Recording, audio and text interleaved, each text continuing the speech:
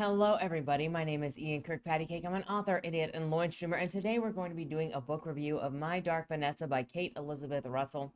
This is also part of the collection of books that I'm reading to have a discussion with Effie Loves Books about predator books, predator focused books, writing predator perspectives, or in this case, it's not a predator perspective, it is the perspective of a girl who is groomed in a relationship with a predator. So we'll be having that discussion later this summer. But before we get started, number one, if you enjoy what I do here on the channel, please remember to like, share, and subscribe for more. Number two, if you would like to be featured on the channel, check out the links down in the description below. The number one way to be featured is through Lemmy, the monthly prompt writing contest, where I give you a prompt, you write a short story using that prompt, and on the first Monday video of the month, we bask in your creativity.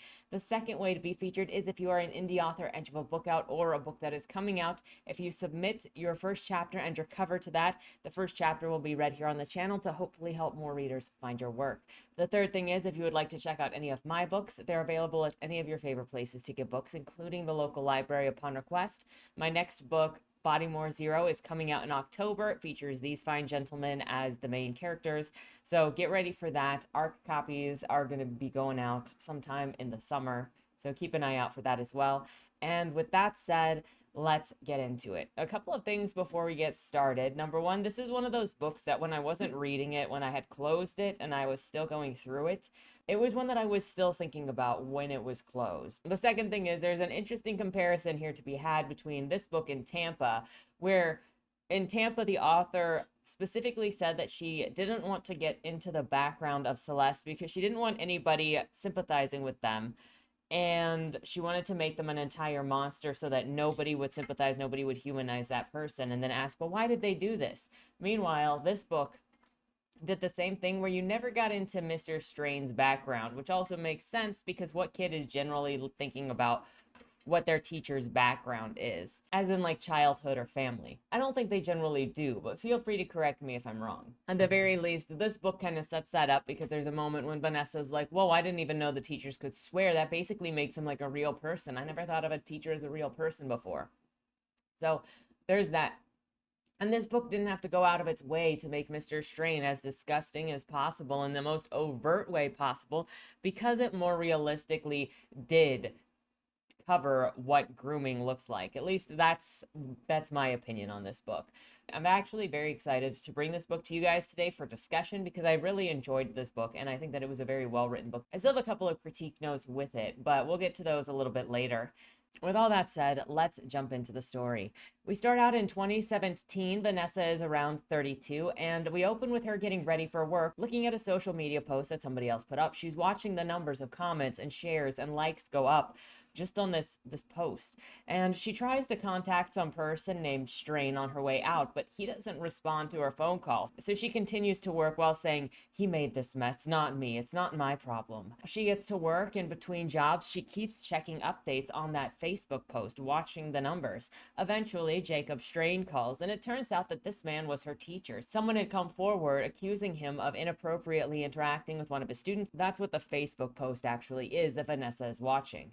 Vanessa asks him why anybody would freaking care about this when they've investigated him before. Nothing has happened in the past, but then again, things are a little bit different now. Accusations in general have been flying because of the current social and political climate. Quote, I want to tell him that he's being overdramatic, that it'll all be okay so long as he's innocent. But I know that he's right. For the past month, something's been gaining momentum, a wave of women outing men as harassers, assaulters. It's mostly celebrities who have been targeted. Musicians, politicians, movie stars, but less famous men have been named too. No matter their background, the accused go through the same steps. First, they deny everything. Then, as it becomes clear the din of accusations isn't going away, they resign from their jobs in disgrace and issue a statement of vague apology that stops short of admitting wrongdoing.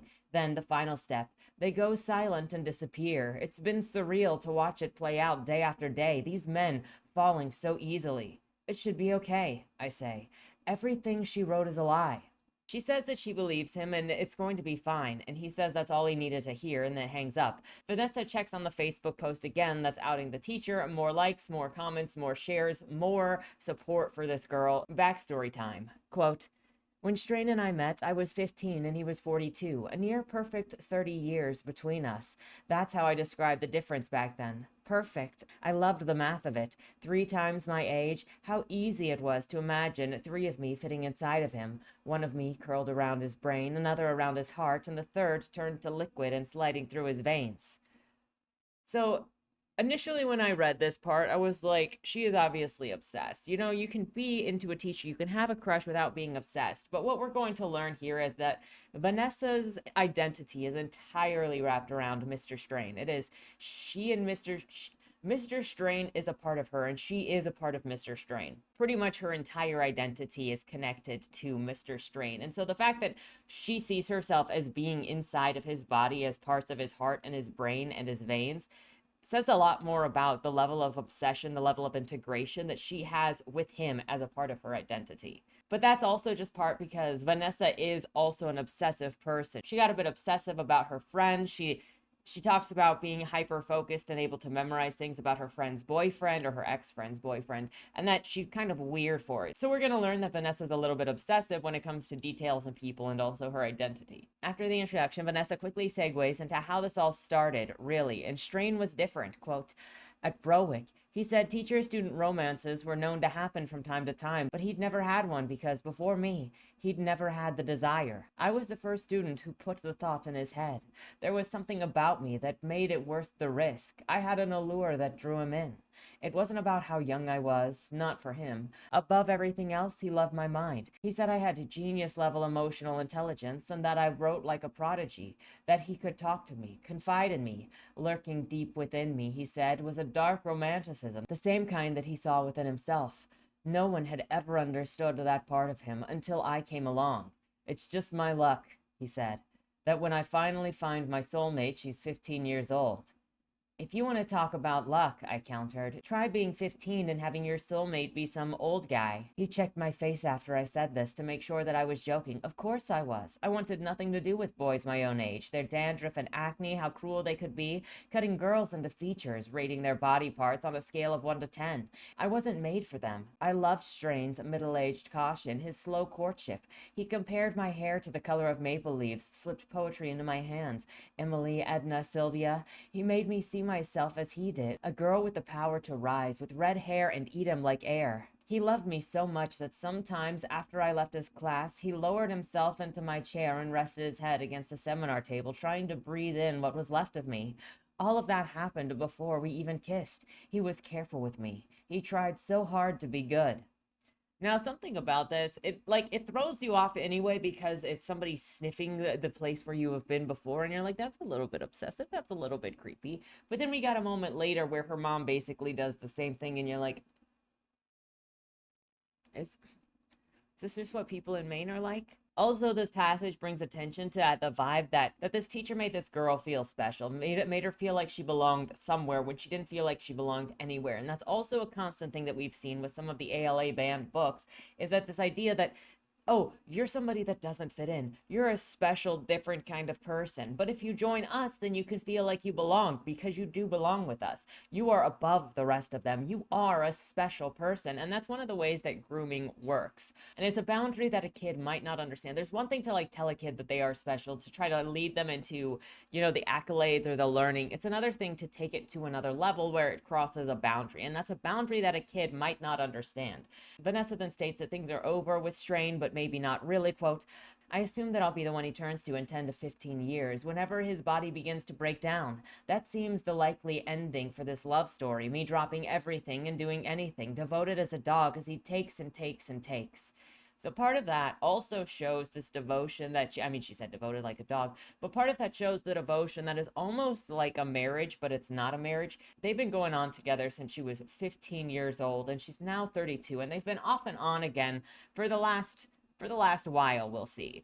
But anytime anything has happened, even if they haven't seen each other, they've called each other. So there is emotional reliance between both of them. She calls him for things and he calls her when he needs things, obviously, like with this.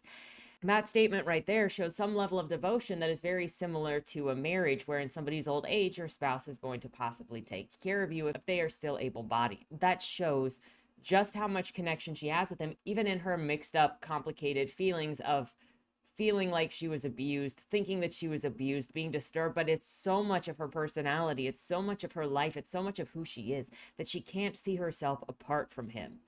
And that's something that also happens with abusive relationships, or not even abuse, just for abusive relationships, because breaking a routine is hard.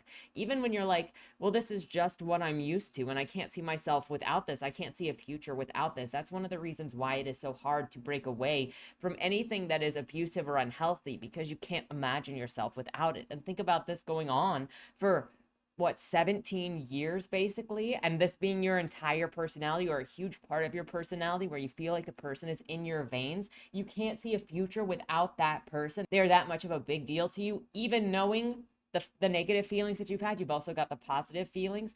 This is part of the complicated relationship that comes into play when you're dealing with abuse that also had the happy times. That's how a lot of people end up not stopping themselves or not leaving in an abusive situation, because the good times make them forget the bad things that they felt. They felt special outside of those bad things, and it's okay to overlook those bad things. That's the feeling that they have. After work, she goes home and she's lonely, uncomfortable, full of needs, so she calls Strain and has him talk her through masturbation, memories of them together. She says that he owes her at least to that for her loyalty and her silence. Then she goes to see her therapist, Ruby, and talks about preparing for her first holiday with her mom without her dad, because recently he died. Then she's thinking about how to suggest her mom go and see a therapist because her mother is struggling since the loss of her father. Near the end of the session, Vanessa is scrolling through Facebook again, and she's looking at the Taylor expose post. Taylor is the name of the girl who posted the accusation, and Ruby asks her what she's looking at. Quote, "Let me guess," she says. "Another abuser exposed?" I look up from my phone, my limbs cold. "It's just so endless, isn't it?" She gives a sad smile. "There's no escape." She starts talking about the latest high-profile expose, a director who built a career out of films about women being brutalized. Behind the scenes of those films, he apparently enjoyed exposing himself to young actresses and cajoling them into giving him a blowjob. "Who would have guessed that guy was abusive?" Ruby asked, sarcastic. "His movies are all the evidence we need. These men hide in plain sight." "Only because we let them," I say. "We all turn a blind eye." She nods. "You are so right. It's thrilling to talk like this, to creep so close to the edge." "I don't know what to think of all of the women who worked with him over and over," I say. "Did they have no self-respect?" "Well, you can't blame the women," Ruby says. I don't argue, just hand her my check.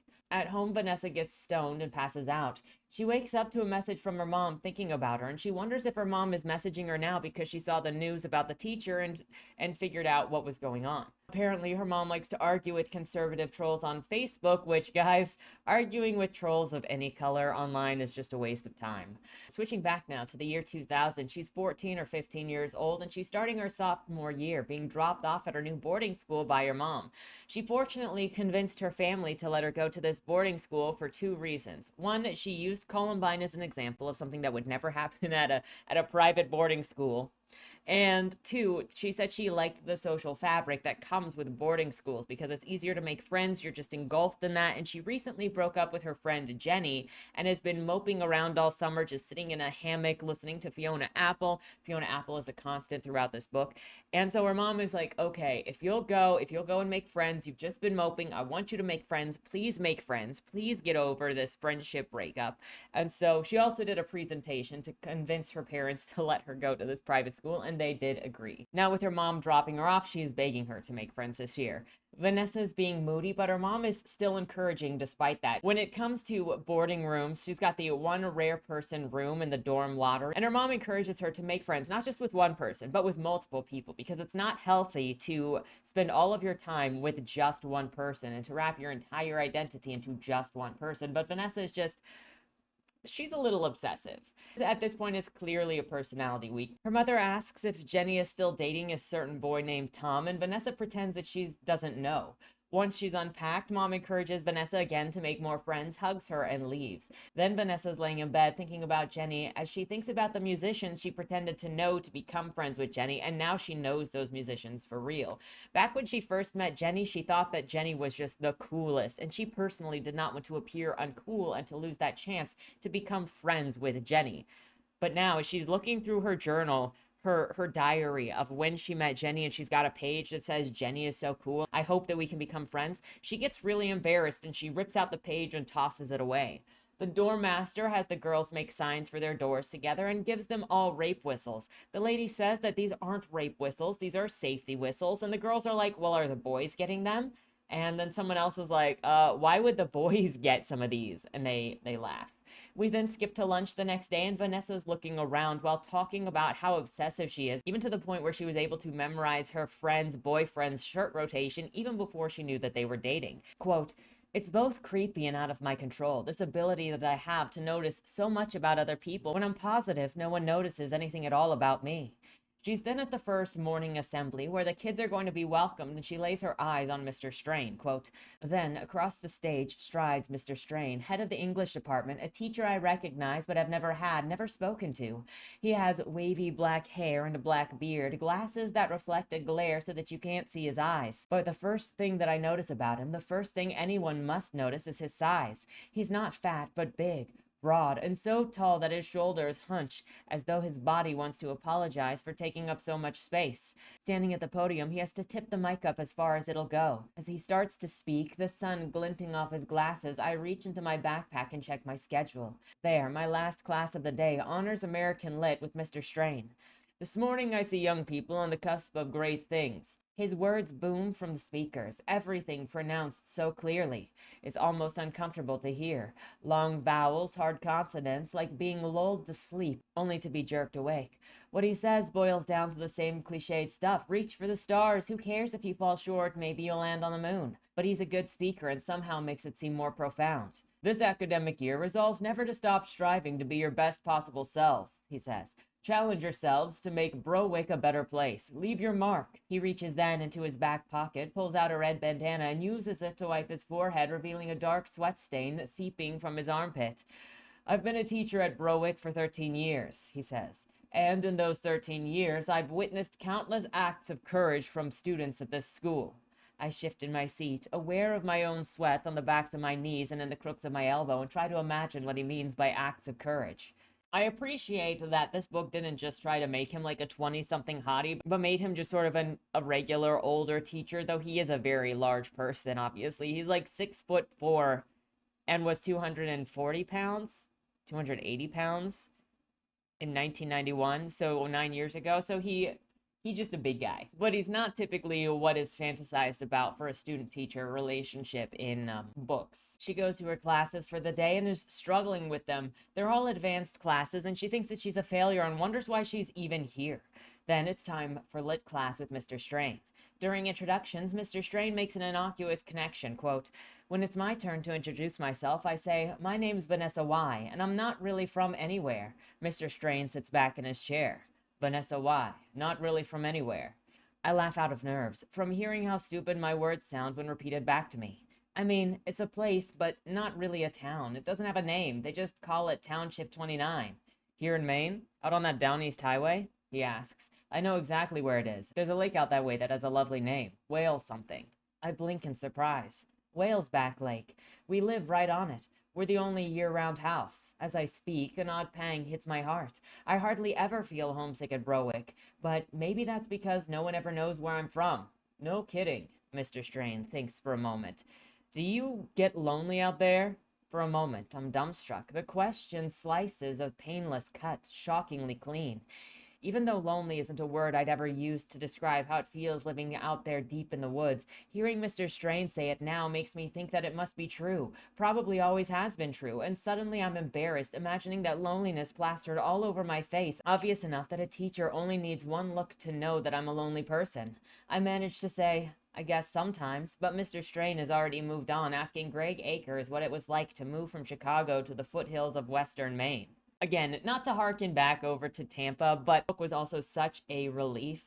In comparison to Tampa, where Celeste was so heavy-handed asking 14-year-old Jack what lipstick he liked best on her, didn't even bother to try to create a relationship. And maybe that was the point where it was just like, look, she doesn't have to fake a relationship because she can just immediately go from 0 to 100 of being sexual with these kids because she's a female. But it didn't work for me. And what I appreciate with My Dark Vanessa is that it much more realistically introduces a teacher building a relationship with his students and acting normal. It doesn't feel like it's in a rush to make things happen. Like Tampa felt like it was in a rush to make things happen, to shove it in your face. Mr. Strain gets the class started, warning everyone that he's told that he's one of the hardest teachers in the school. As the day goes on, he says, quote, "If there's one thing that you take away from this class, it should be that the world is made of endlessly intersecting stories, each one valid and true." Vanessa feels comfortable in this class, even though it's like all of the others. Mr. Strain also says at some point, quote, "The first day is always so long, and I'll be honest with you all, I'm fucking tired." And this swearing really gets Vanessa's attention because she's like, teachers can swear? That's the coolest thing ever. He's basically like a real person and not a teacher, because teachers don't swear. It had never even occurred to Vanessa that teachers could swear, that teachers could act like real people. Skip through the first couple of weeks of school, and Vanessa's struggling to keep up with all of the work and be organized. One of the teachers is very much about boundaries and will not let students know anything about her private life or have anything to do with her in a private life, though every quarter they go out to eat, her and a whole group of kids, so that they can discuss how things are going and future goals. And it's basically just used as a meeting to check on the kids and let them know where they should be focusing on for the rest of the semester. But she always goes home after school and she just does not get involved with them really outside of school, except for these performance dinners. The teacher tells Vanessa that she should think about extracurriculars for her resume because she looks pretty empty right now if she's going to go to college. The teacher first suggests French, and she doesn't want to do French class because they all wear berets in there and it looks stupid. So then she suggested that she join the creative writing class because she does poetry. And the advisor of that class is Mr. Strain. So she's really thinking about taking that one. Vanessa goes to the creative writing club, and there is only one other person there, a goth named Jesse. And they're tasked with going through submissions to put into the school printed anthology/literary magazine. During this time, she talks to Mr. Strain a little, who just talks to her about writing, poetry, shows an interest in her writing, and compliments her dress, all very benignly. He shows her and the other kids some of the backlog of old literary magazines so that they can get to know the format, and then assists in explaining to them how to use the software, though he guides Vanessa's hand to help her. Vanessa's feeling kind of seen by Mr. Strain, especially as she feels otherwise so alone. It's like the only person who can see her for who she is, what she's interested in, and she feels even more special. Skip through a little more time and she's seeing everybody around her with friends, and she's just feeling more and more alone because she doesn't have any friends after these weeks or months of being at this school. She sits down outside and looks over her poems, hating all of them, feeling stupid and frustrated that she thought any of them were ever good in the first place.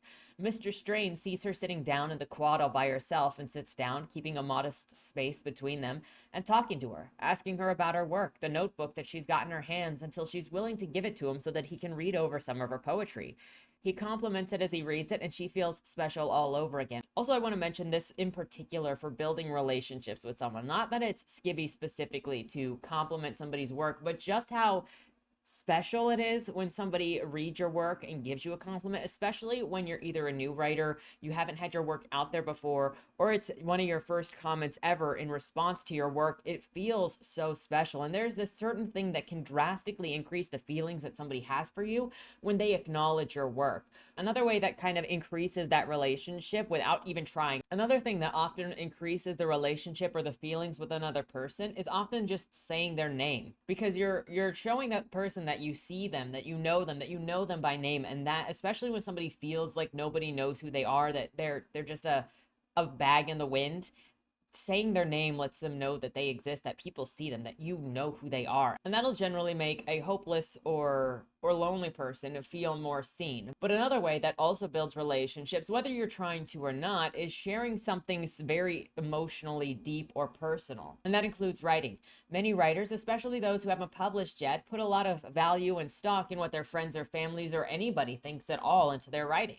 Not that it's without meaning or anything, but when you feel like your work is so personal that someone liking it feels like it's liking you, or someone paying attention to your work is like they're paying attention to you.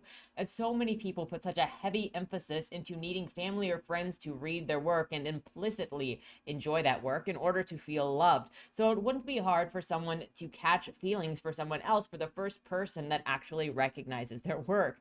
Honestly, I feel like I've had this happen to me before just by acknowledging other people's work. And it's not something that happens on purpose. It just happens when you acknowledge somebody's personal work that they've wanted to be noticed, that they felt like has never been noticed before. And then they get obsessive. If you know, you know. Vanessa then goes home for her dad's birthday and they get a new puppy as a gift. She looks herself in the mirror, trying to see herself the way that Mr. Strain saw her. And in the car, she works herself up to tell her mom that a man said her hair was the color of maple leaves. Mom gets defensive, asking who that man was. Was it a teacher? Asking if she should talk to somebody about this person because it was inappropriate for anyone to say anything like that.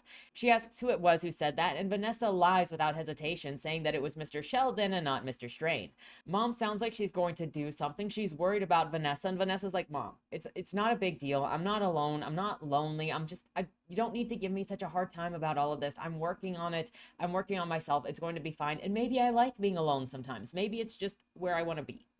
At school, she's watching one of the teachers talk to Mr. Strain, Mrs. Johnson, I think it is, her dorm master, and this goes into her being in class and how much she's paying attention to Mr. Strain. Again, highlighting her lean into obsession/fixation. Quote, in English, we read Walt Whitman, and Mr. Strain talks about the idea that people contain multitudes and contradictions. I begin to pay attention to the way he seems to contradict himself, how he went to Harvard but tells stories about growing up poor, the way that he sprinkles eloquent speeches with obscenities and pairs tailored blazers and iron shirts with scuffed hiking boots. His teaching style is contradictory too. Speaking up in class always feels risky, but if he likes what you say, he'll clap and bound over to the chalkboard to elaborate on the brilliant comment that you made. But if he doesn't like it, he won't even let you finish. He cuts you off with an okay, that's enough, that slices to the bone. It makes me scared to talk, even though sometimes after he asks the class an open-ended question, he'll stare straight at me, like he wants to know specifically what I have to say. In the margins of my class notes, I keep track of the details he let slip about himself. He grew up in Butte, Montana, pronounced like cute, before going to Harvard at 18. He lives in downtown Norumbega, across from the public library, and he doesn't like dogs, was mauled by one as a boy. Which the interesting thing here is that the teacher so far has really not done anything.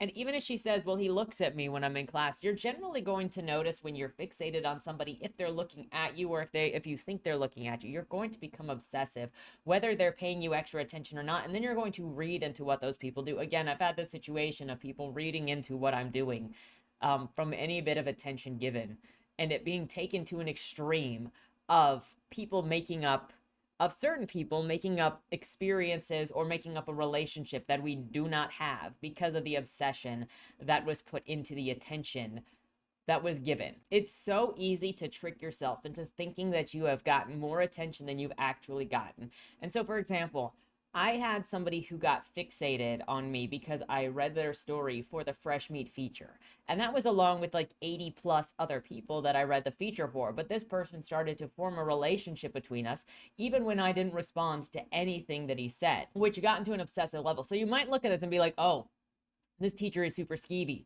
But also, we're in Vanessa's head. So we're going to be seeing things the way that she sees them. Is she over exaggerating? Is he actually staring? We don't know. She's an unreliable narrator. But it's really not that hard to accidentally end up assuming that you've got a relationship that you don't actually have, or you're getting attention that you're not actually getting, or you could be paying extra attention. We don't know. Either way, it's going to lead into something. But just keep in mind how easy it is to make up details or to make up attention or to feel like you are the center of something that you're possibly not actually the center of. On top of that, if you think of this in terms of Heather versus this book, even if you pretend that Heather was fixated on Michael, and the argument that I've seen a number of people make that where they say the teenager initiated, the teenager wanted it, you're the adult. So even if a teenager gets a crush on you, it is your job not to engage in an inappropriate relationship. The number of times that I've seen someone defend a relationship preying on a minor because, quote, they wanted it when that person was older is astonishing. And I have to ask if those same people think that teenagers are fully knowledgeable and able to make responsible decisions and show self-control in the same way that adults are supposed to.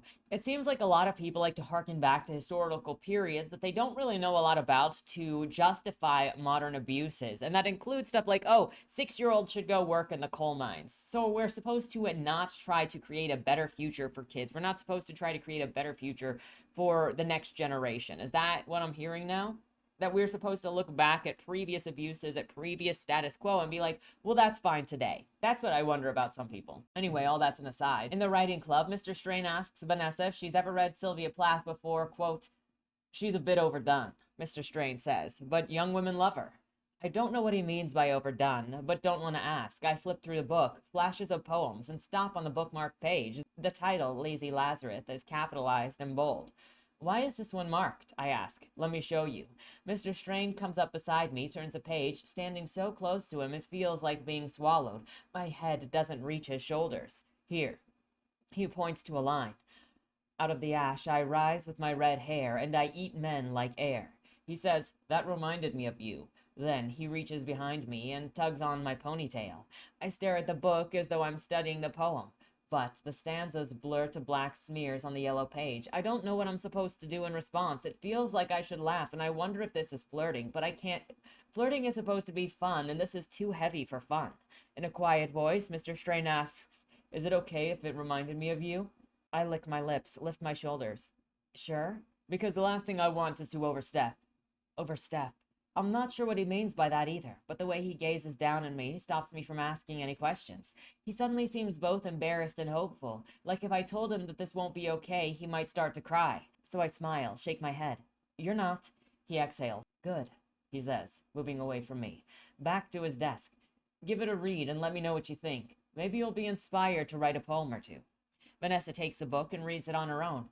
After she returns it, he gives her Emily Dickinson next, and then another book, and then another, and asks her about all of them. They're all poetry, and it looks like they're poetry by women, and he helps her by giving her critiques on her work as well. He says sometimes that he's worried about students like her, the ones from small towns with the rundown schools. And then when they come to the bigger pond like this, it's easy to get lost. Again, he calls her special. Now we skip to a parent-teacher weekend happening, and mom and dad said that they'd kill themselves if they had to sit through any extracurricular activities because it's like a 3-day weekend. And so then you can go to events on Friday, and then the conferences on Saturday, and then more stuff on Sunday. And they're like, bro, we just want to go to the conferences. We just want to do the bare minimum we have to do for this because we don't want to sit around with your teachers. And so then we get this, quote, after the conferences, they come to see my room. Dad in his Red Sox hat and buffalo check flannel, and mom trying to counterbalance him with her sweater set. He wanders around the room inspecting the bookshelves while she reclines next to me on the bed and tries to hold my hand. Don't, I say as I wrench my hand away. Then let me smell your neck, she says. I've missed your scent. I lift my shoulders to my ear to ward her off. That's so weird, Mom, I say. That's not normal. Last winter break, she asked if she could have my favorite scarf so that she could store it in a box and take it out and smell it when she missed me. It's the sort of thought that I have to push out of my head immediately because otherwise I feel so guilty I can't breathe. So, like, when her mom is like this, you can't... Mr. Strain then doing the same thing is like, Mom, please. Also, this threw me off because up until this point, her mom seemed fairly normal when her daughter went to school, but now it's like, I need to sniff you.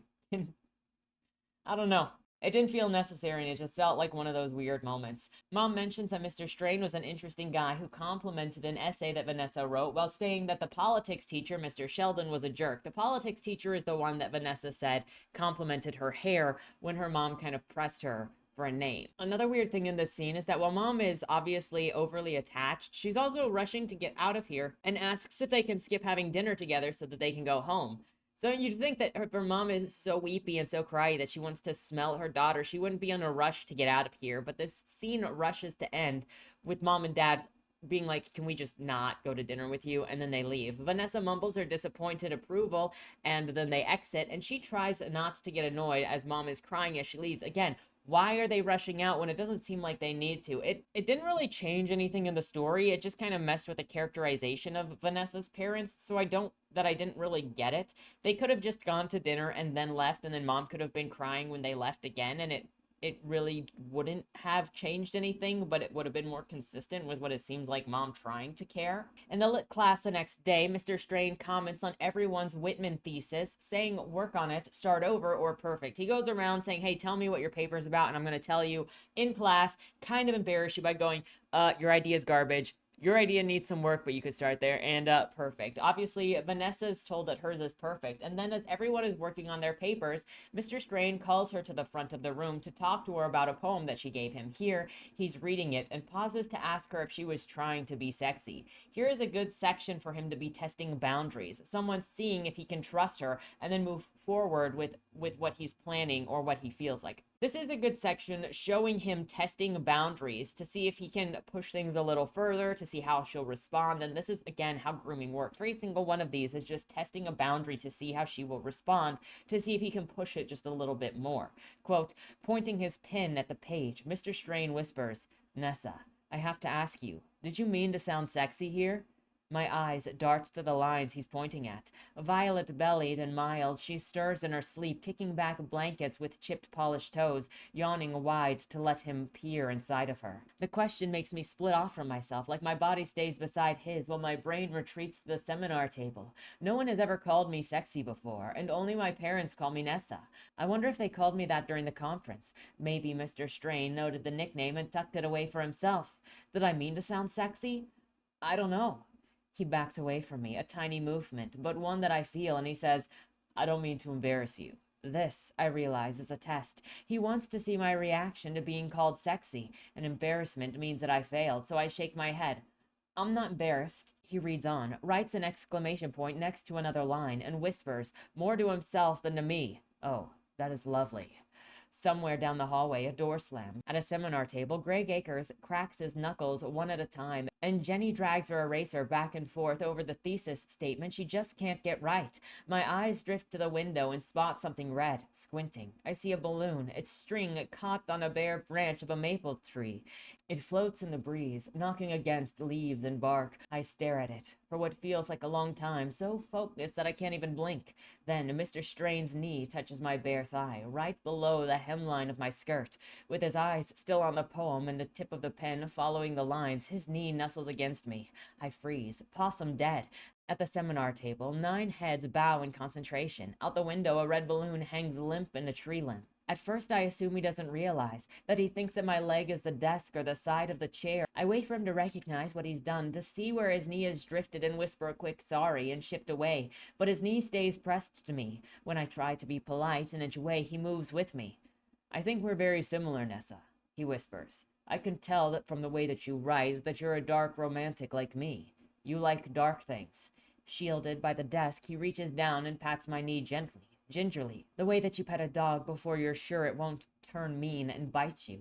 I don't bite him. I don't move. I don't even breathe. He keeps writing notes on the poem while his other hand strokes my knee, and my mind slips out of me. It brushes up against the ceiling so that I can see myself from above. Hunched shoulders, 1,000-yard stare, bright red hair. Then class is over. He moves away from me, the spot on my knee cold where his hand had left it. And the room is all full of motion and sound, zippers zipping and textbooks slamming shut and laughter and words, and no one knowing what took place right in front of them. Looking forward to the next one, Mr. Strain says. He hands me the marked up poem as though everything is normal, like what he did never happened. Okay, there's a reason. This specific thing with the balloon stuck out to me. I'm not super familiar with Fiona Apple, but one, because the story keeps mentioning Fiona Apple, and two, this is like one of the only Fiona Apple songs I know, it still made me think of Fiona Apple, which I'm going to share this song with you to give you a vibe, and you can let me know if you also thought of this. I was staring at the sky, just looking for a star to pray on or wish on or something like that. I was having a sweet fix of a daydream of a boy whose reality I knew was a hopeless to be had. But then this dove of hope began its downward slope, and I believed for a moment my chances were approaching to be grabbed. But as it came down near, so did a weary tear.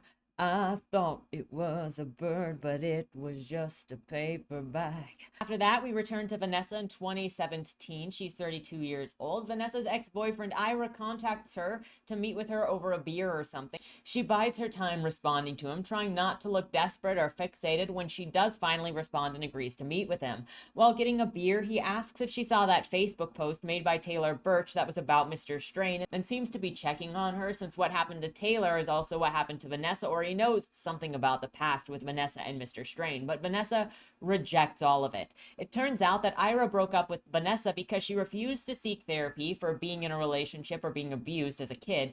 And though she is getting it now, she says that she doesn't like to talk about she says she doesn't like to talk to her therapist about Mr. Strain. She's mostly seeing a therapist about her dad. Quote, "He's disgusted at me. I know what he thinks, what anyone would think, that I'm an apologist, an enabler, but I'm defending myself just as much as I am Mr. Strain, because even if I sometimes use the word abuse to describe certain things that were done to me, in someone else's mouth, the words turn ugly and absolute. It swallows up everything that happened. It swallows me and all of the times that I wanted it, begged for it.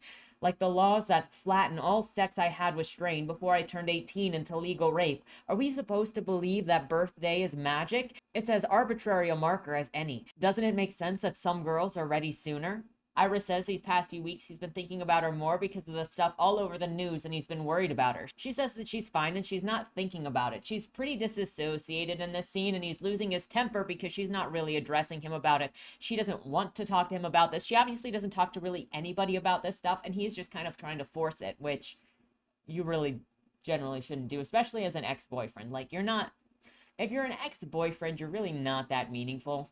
She accused Taylor of lying. Ira asks Vanessa what it's going to take for her to address this. Vanessa doesn't answer. Then he completes by saying the apartment that he mentioned earlier when they were drinking beer, he's moving into a nicer apartment because he's moving in with his girlfriend. So this guy is just a jackass. Like, I'm sorry, he's coming in saying that he cares about her, that he's doing this because he cares about her, that he's worried about her mental state. But then not only that, not only is he pushing her about something she doesn't want to talk to him about, he hasn't stayed in contact with her. And then he's closing this whole thing out by going, well, I'm moving in with my girlfriend.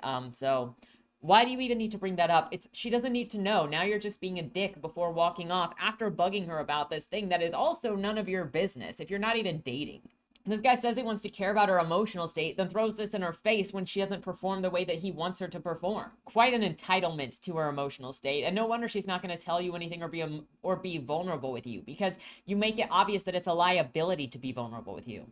On a different kind of note, this interaction sort of felt random, and while I saw the insight that it was trying to give, it also felt like it kind of was forced in here for the retrospective without building any sort of relationship with Ira, and also so that readers couldn't confuse the book with being supportive of Mr. Strain. I waited to see how the rest of it would lay out, and I think that at some point there is just some building in the current year, or in the 2017, of how the people around her interact with things, and to show that she did tell her boyfriends. And we learned further down the line that as she was dating different guys between the ages of 22 and 32, that she did just like randomly tell different guys the relationships that she had with Mr. Strain, and then they would usually all bounce out of that.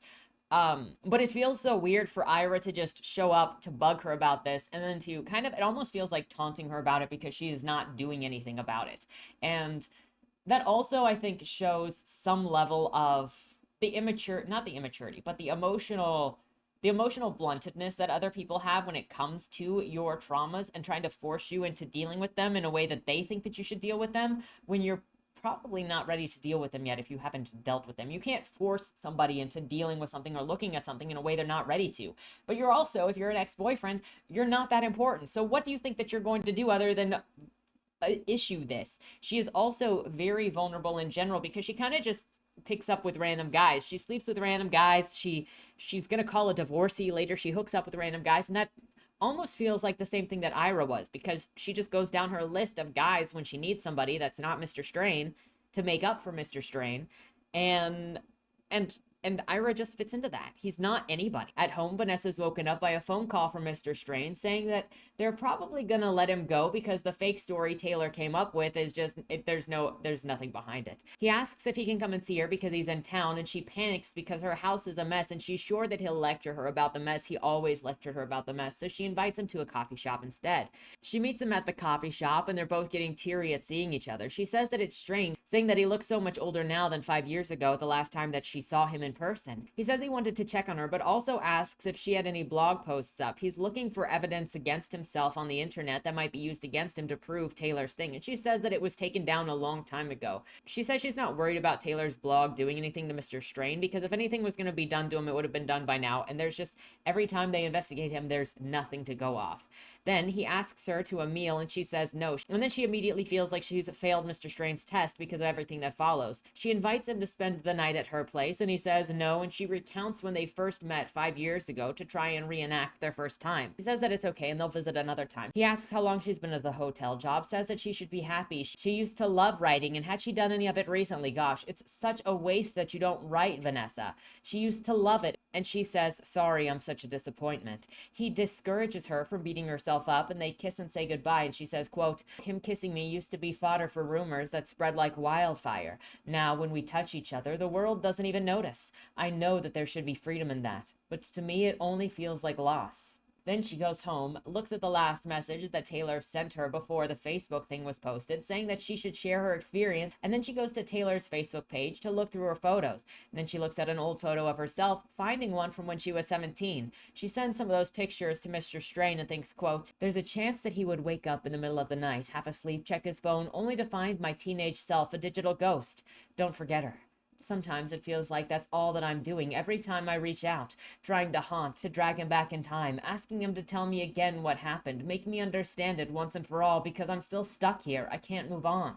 Returning to the year 2000 at age 14 or 15, everyone's gathered together for the Halloween dance. Vanessa says she's only come to see Mr. Strain, and usually she doesn't even go to the dances.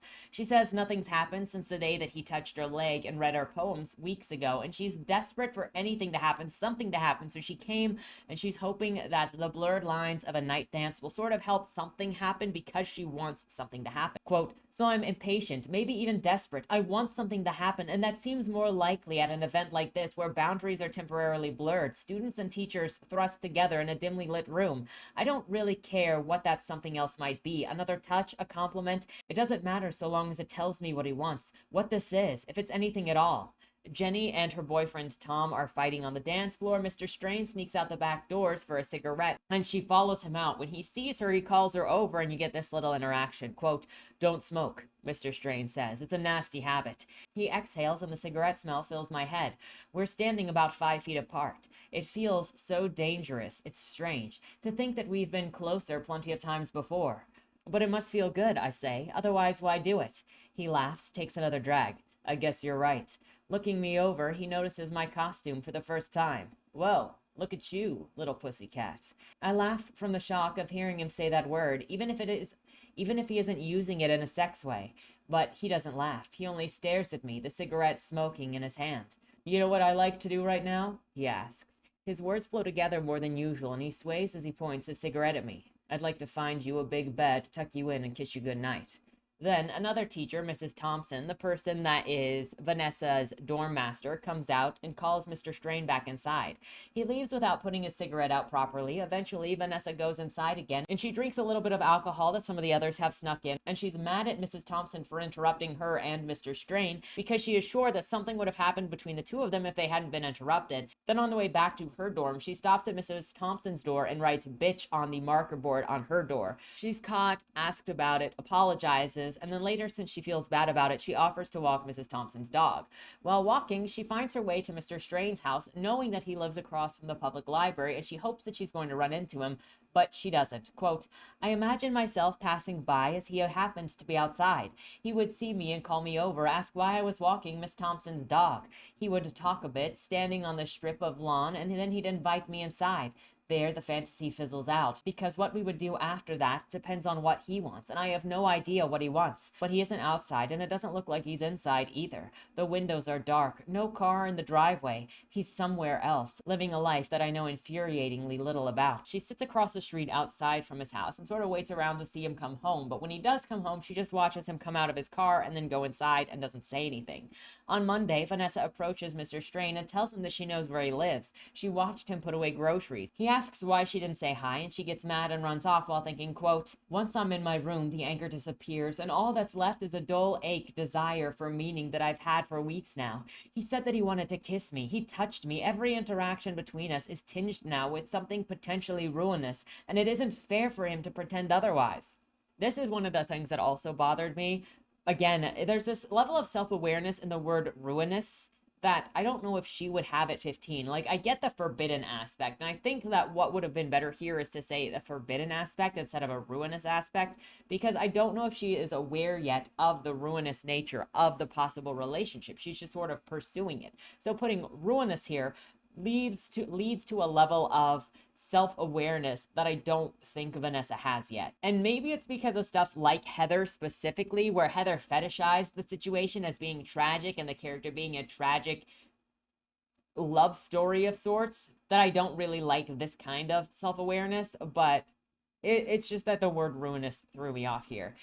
Vanessa finds out that she's failing geometry mid-semester and needs a tutor. She's frustrated since it means that she's going to have less time with Mr. Strain. In class, Mr. Strain is talking about a poem and the futility of life because, of course, we got another teacher like this that is just the futility of life. Quote, Mr. Strain recites "The Road Not Taken" from memory. He says that we shouldn't feel uplifted by the poem, that Frost's message is widely misunderstood. The poem isn't meant to be a celebration of going against the grain, but rather an ironic performance of the futility of choice. He says that by believing our lives have endless possibilities, we stave off the horrifying truth that to live is merely to move forward through time, while an internal clock counts down to a final fatal moment. We are born, we live, we die, he says, and the choices we make in the middle are all things we agonize over day after day. None of those matter in the end. No one says anything to counter his argument, not even Hannah Levesque, who is super Catholic and presumably believes that the choices we make actually matter quite a bit in the end. She only stares at him with her lips slightly parted, dumbstruck. Them purposeless intellectuals seem to be everywhere. Then he asks them to read this other poem and keep sex in mind as they read it. He forces that thought onto them, saying, "Y'all think about it anyway." And again, this makes me think of a lot of the teachers and the conversations revolving around the ALA and sexual education period, because you got teachers or adults talking to these kids saying, "You're thinking about it, I'm going to force it on you. Where is the line for where it is grooming, where it's inappropriate? Because would this be considered inappropriate to you? Please, like, that is your call. That is what I'm asking you. I know where I stand on things."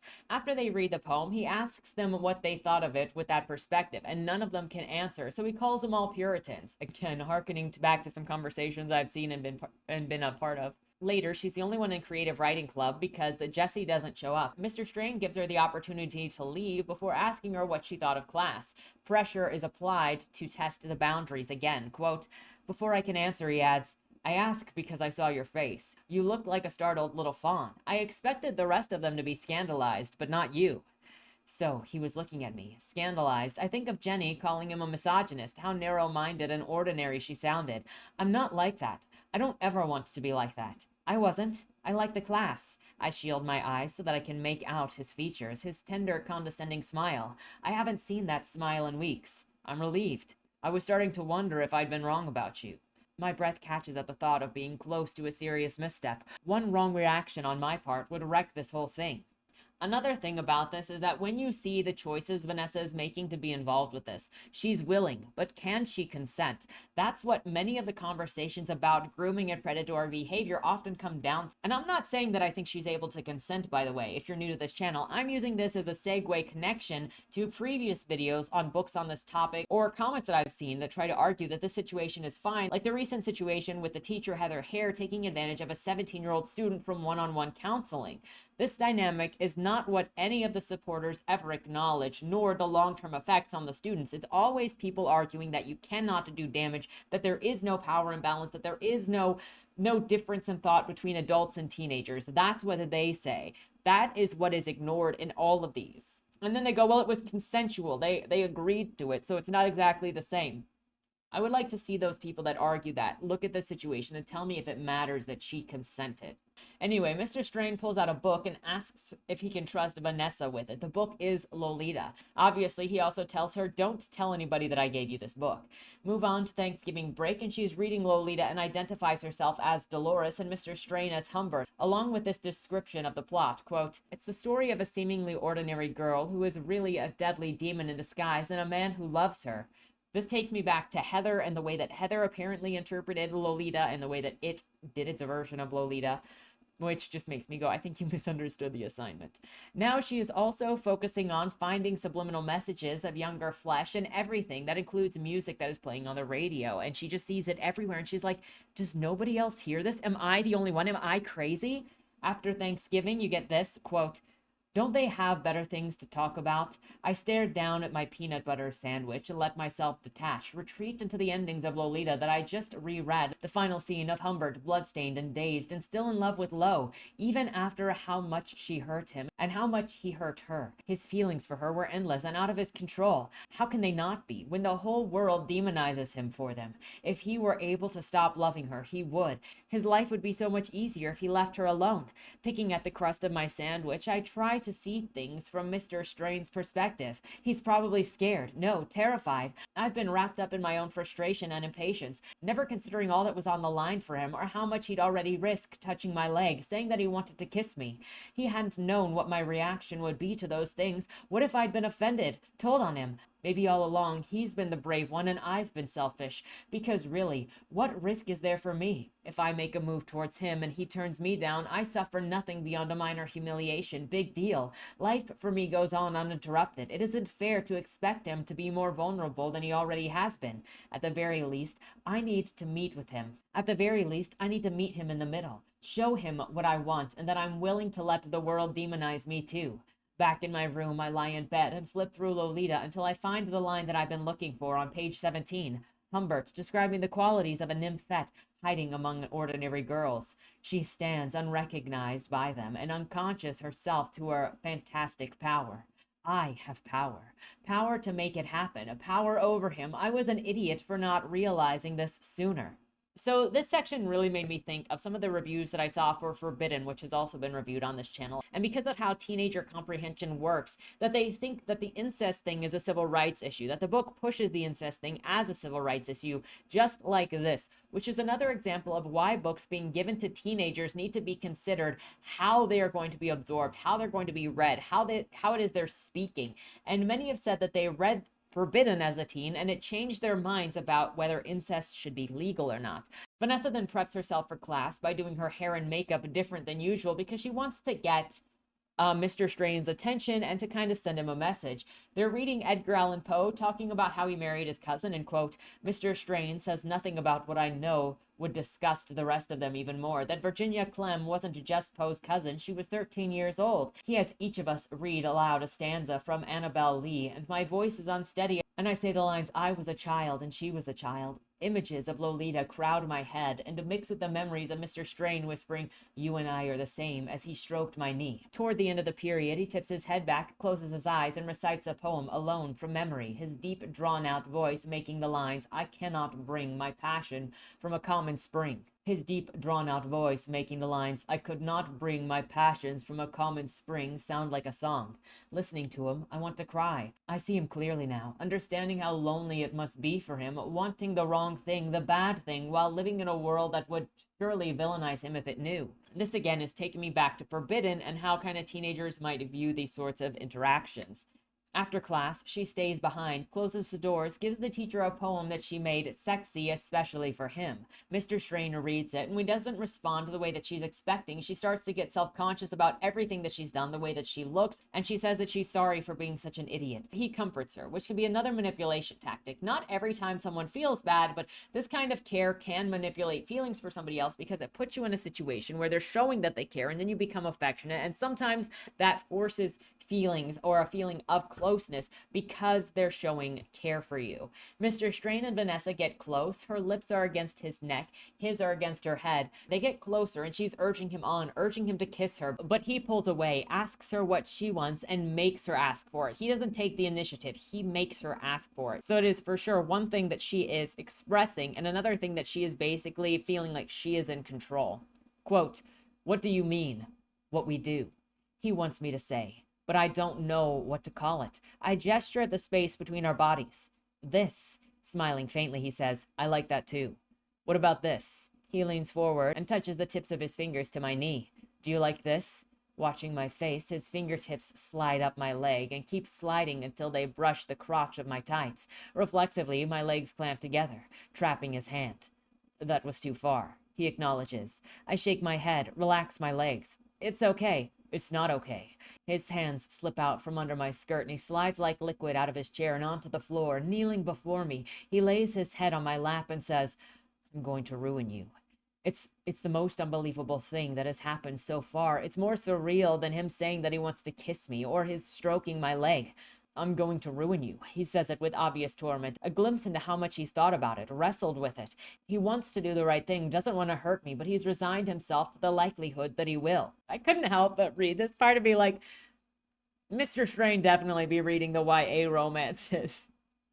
Sorry, it's just a little bit funny when the phrase, "you're going to ruin me, she ruined me, he ruined me," is just a ruin for me. But I get it.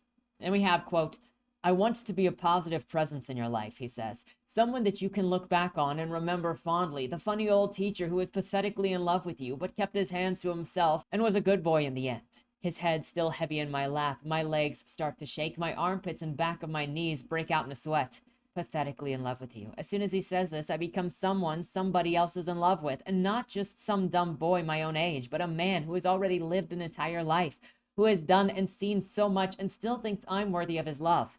I feel forced over a threshold, thrust out of my ordinary life into a place where it's possible for grown men to be so pathetically in love with me that they fall at my feet. And then with this, you see her falling into this feeling of needing to keep up with him, wanting to impress him and be at his level because clearly he values her so much, and she also values him for his age, for his smarts, for the way that he makes her feel seen. Quote, he hefts himself back into his chair, and I know that I have to offer him something to convince him that I'm not afraid. I need to match him, show that he isn't alone. "I think about you all the time," I say. For a moment, his face brightens. He catches himself and scoffs. "Like hell you do. All of the time. I'm obsessed."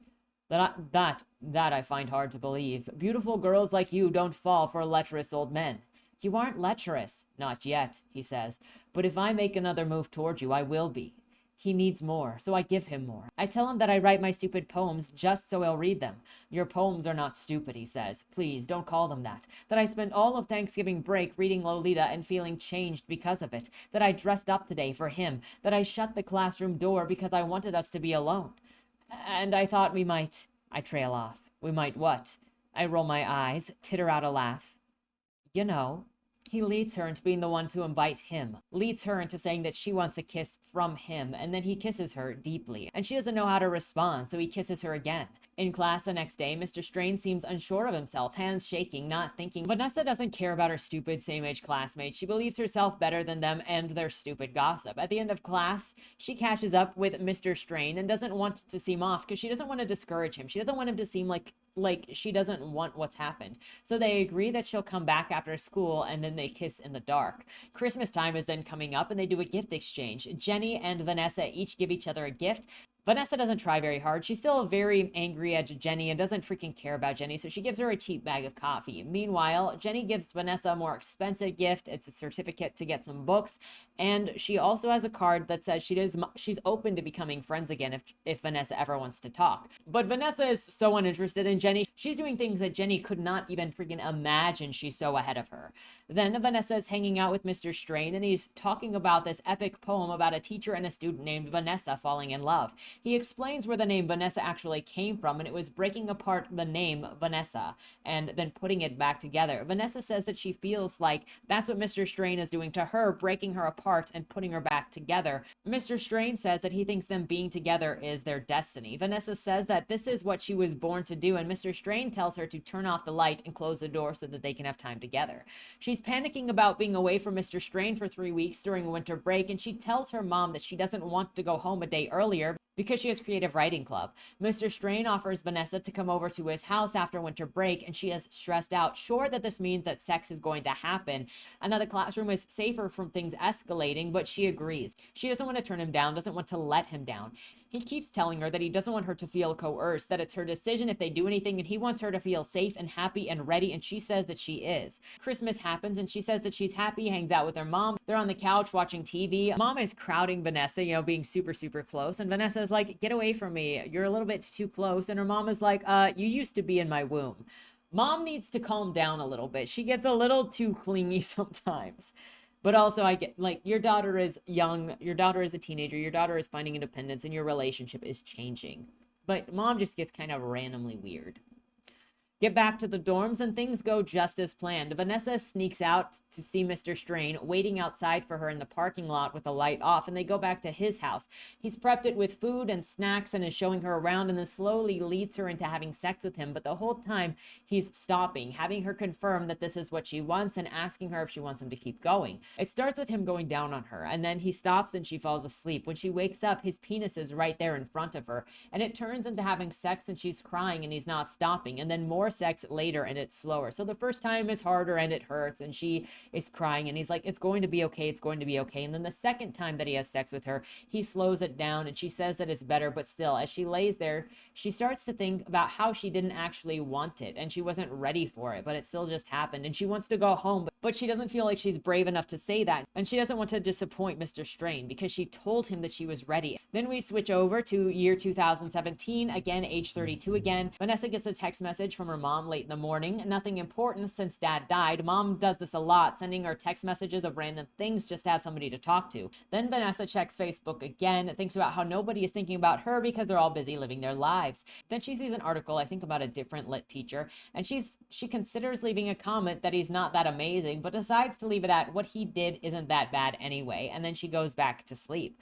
She gets a message from Mr. Strain the next morning saying that the investigation's gone through, he's been vindicated, everything's gonna be fine for him, and they don't need to worry about it. Though he says that they shouldn't see each other in general for a little while because there are rumors and it would look suspicious, and he needs to lay low, he can't be around her. Vanessa feels like she's being discarded again, and it's not the first time that Mr. Strain has done this to her. Not the second time, and she's just disposable trash to come and go as he pleases, and yet she just can't cut him off of her. She wants him so bad.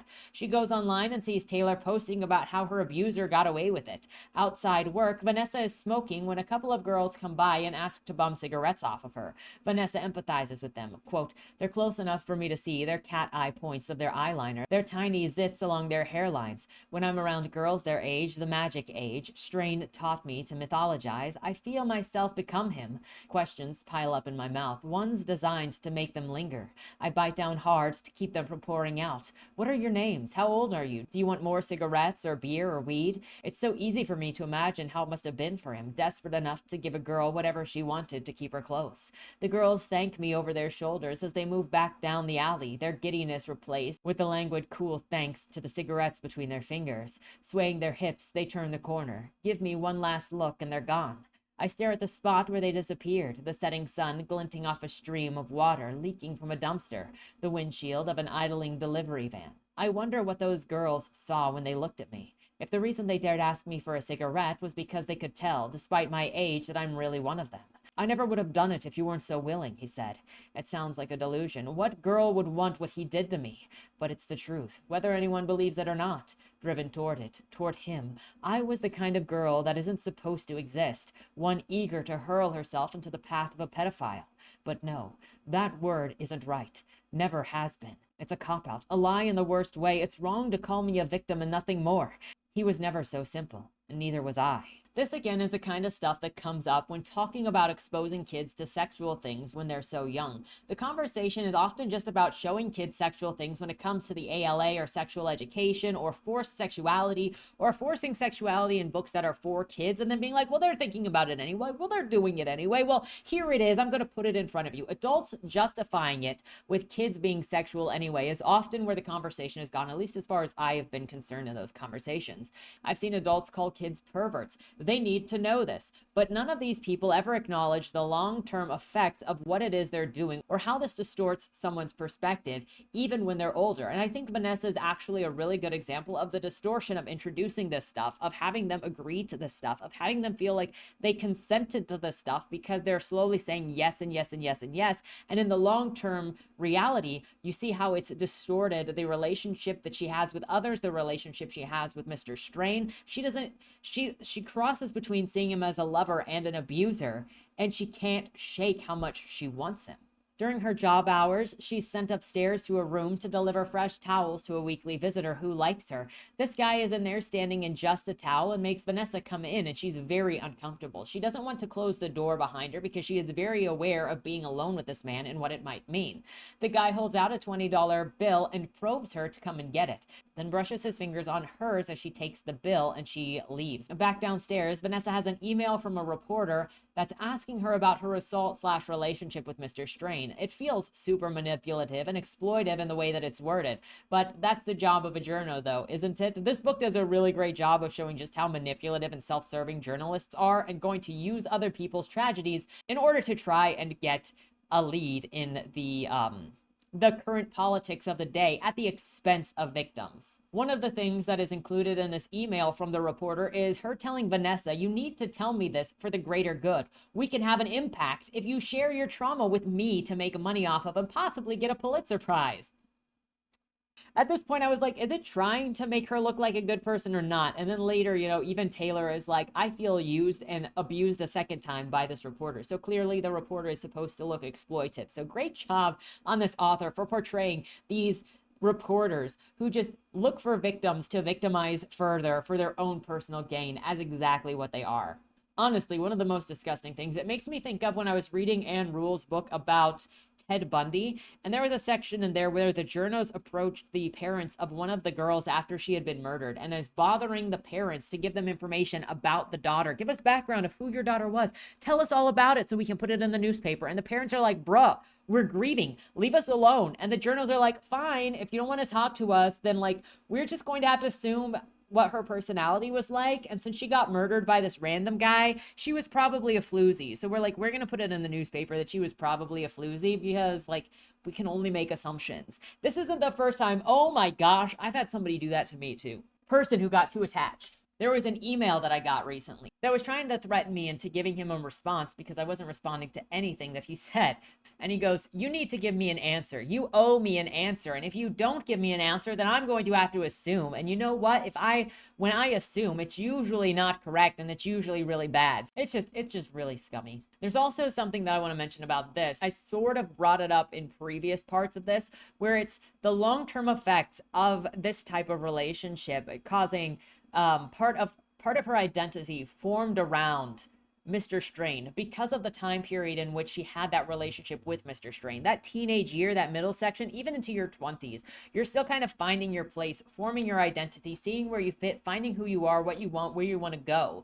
And so because of this strong relationship and this strong attachment to Mr. Strain and how he also attached himself to the writing, or he also had an influence on her development of her poetry and the development of her writing and encouraging her writing, was one of the first people, if not the first person, to really look at her writing and critique her and help her.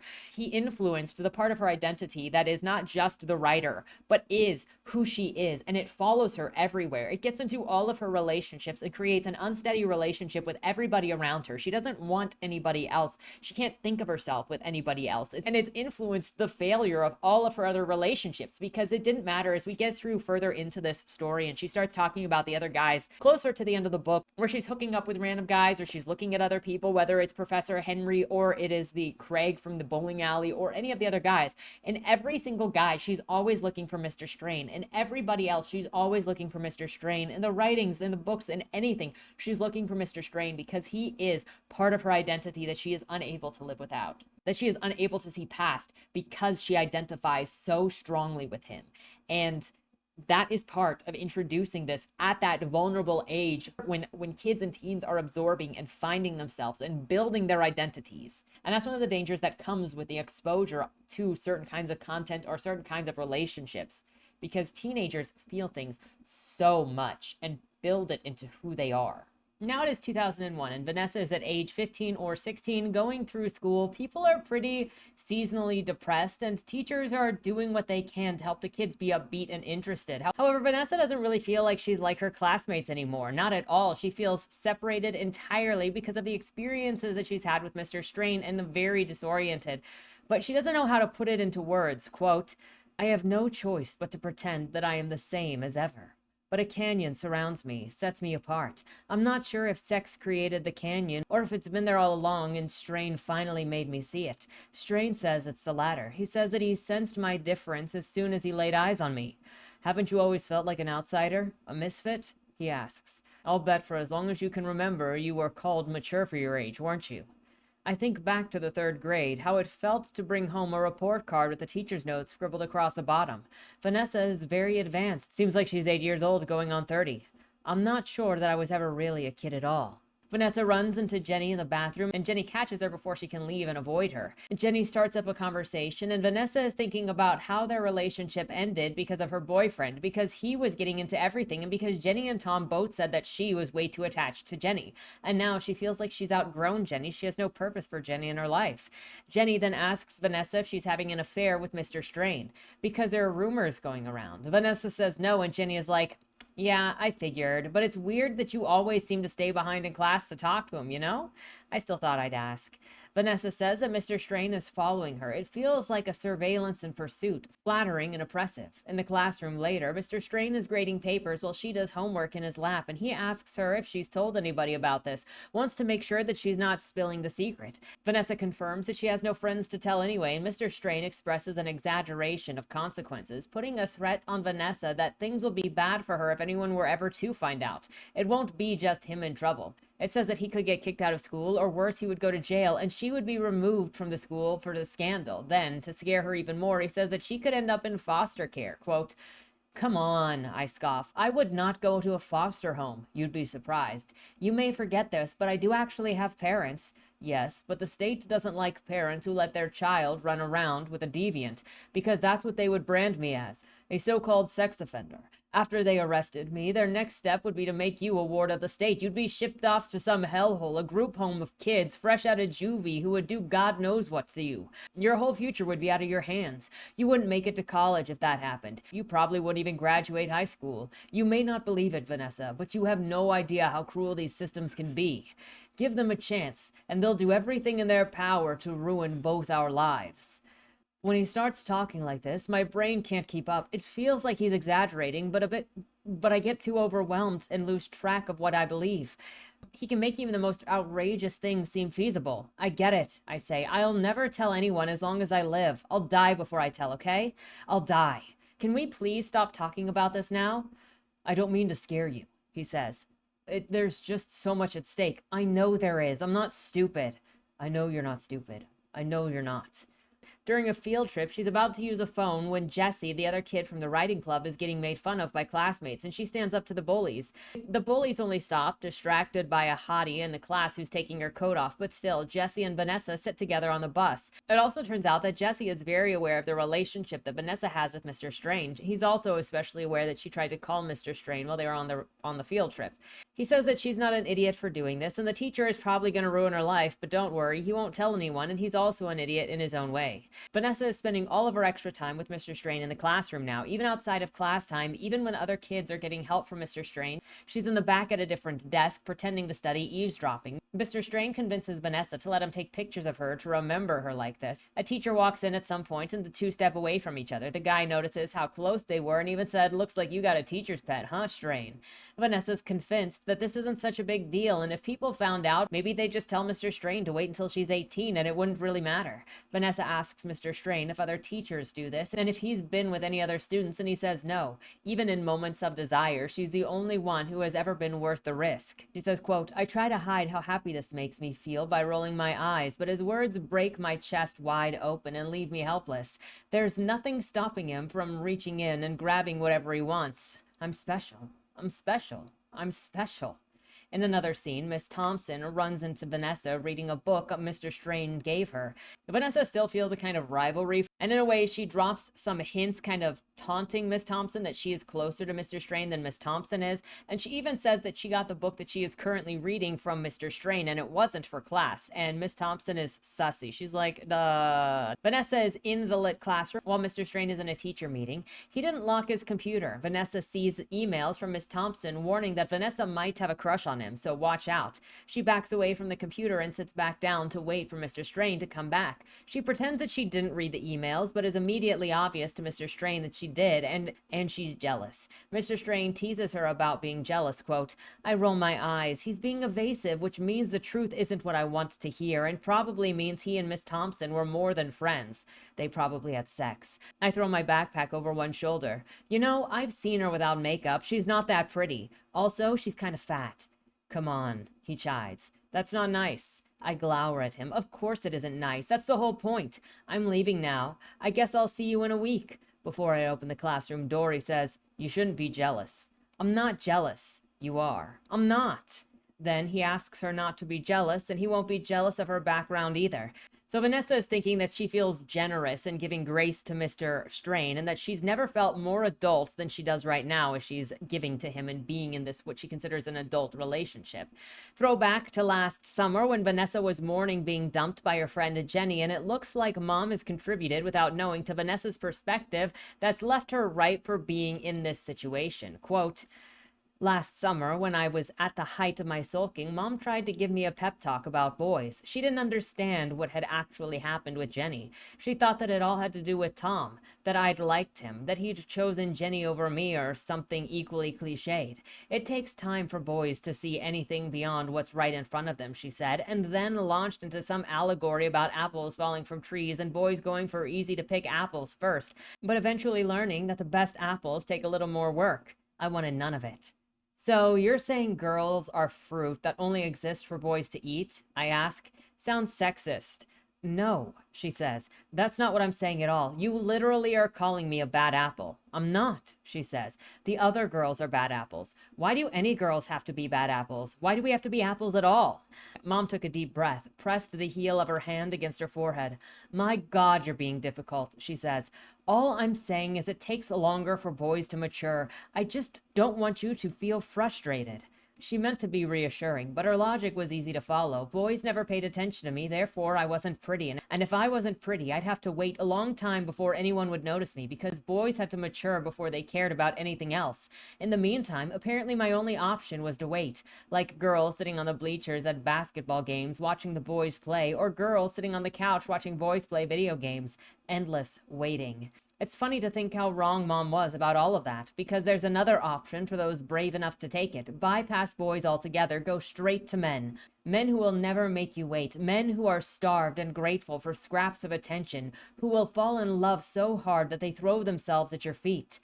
Not that her mom tried to make this happen, but in attempting to comfort her daughter, she inadvertently also gave her the justification that she needed for justifying having an adult man's attention. This is also an interesting quote. "When I'm home over February break, I go to the grocery store with Mom and, as an experiment, stare at every single man, even the ugly ones, especially the ugly ones. Who knows how long it'd been since a girl last looked at them this way? I feel sorry for them, how desperate they must be, how lonely and sad. When the men notice me looking, they're visibly confused, brows knit as they try to figure me out. Only a few recognize what I am, a hardness taking over their faces as they match my stare. It's this mindset that people like Michael and Heather use to say that young girls are predators in which they're only falling victim to. I've seen adult men, even on YouTube, who accuse teenage girls of being aggressors and predators to 30-plus-year-old men, and how the teenager is more to blame for the sexual interaction than an adult. You always have the responsibility of your pursuit or your response in any given situation. Just like any other person is responsible for their actions, you're responsible for your own, which includes knowingly going into something that you know you shouldn't go into. During spring break, Vanessa is in her room on the phone with Mr. Strain because he can't go a week without hearing from her, and he directs her into phone sex. Quote, "Will you do something for me?" he asks. "I want you to say something, just a few words. Will you do that? Will you just say a few words for me?" I open my eyes. Okay, okay, okay, okay. There's some muffling, like he's moving the phone from one ear to the other.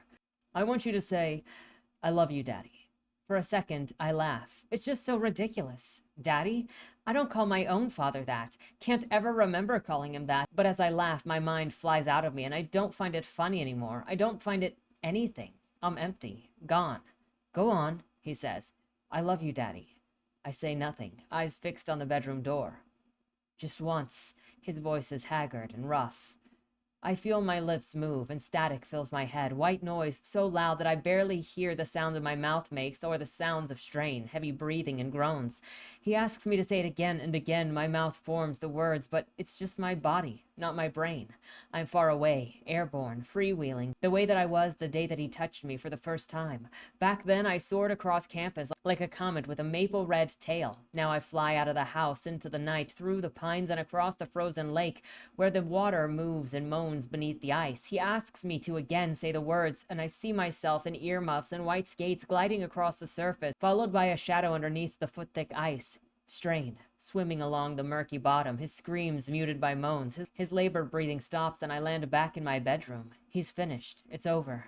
I try to imagine how it works when he does that. If he comes in his hand or a towel or straight into the sheets. How gross is it for men, having the giveaway of a mess at the end?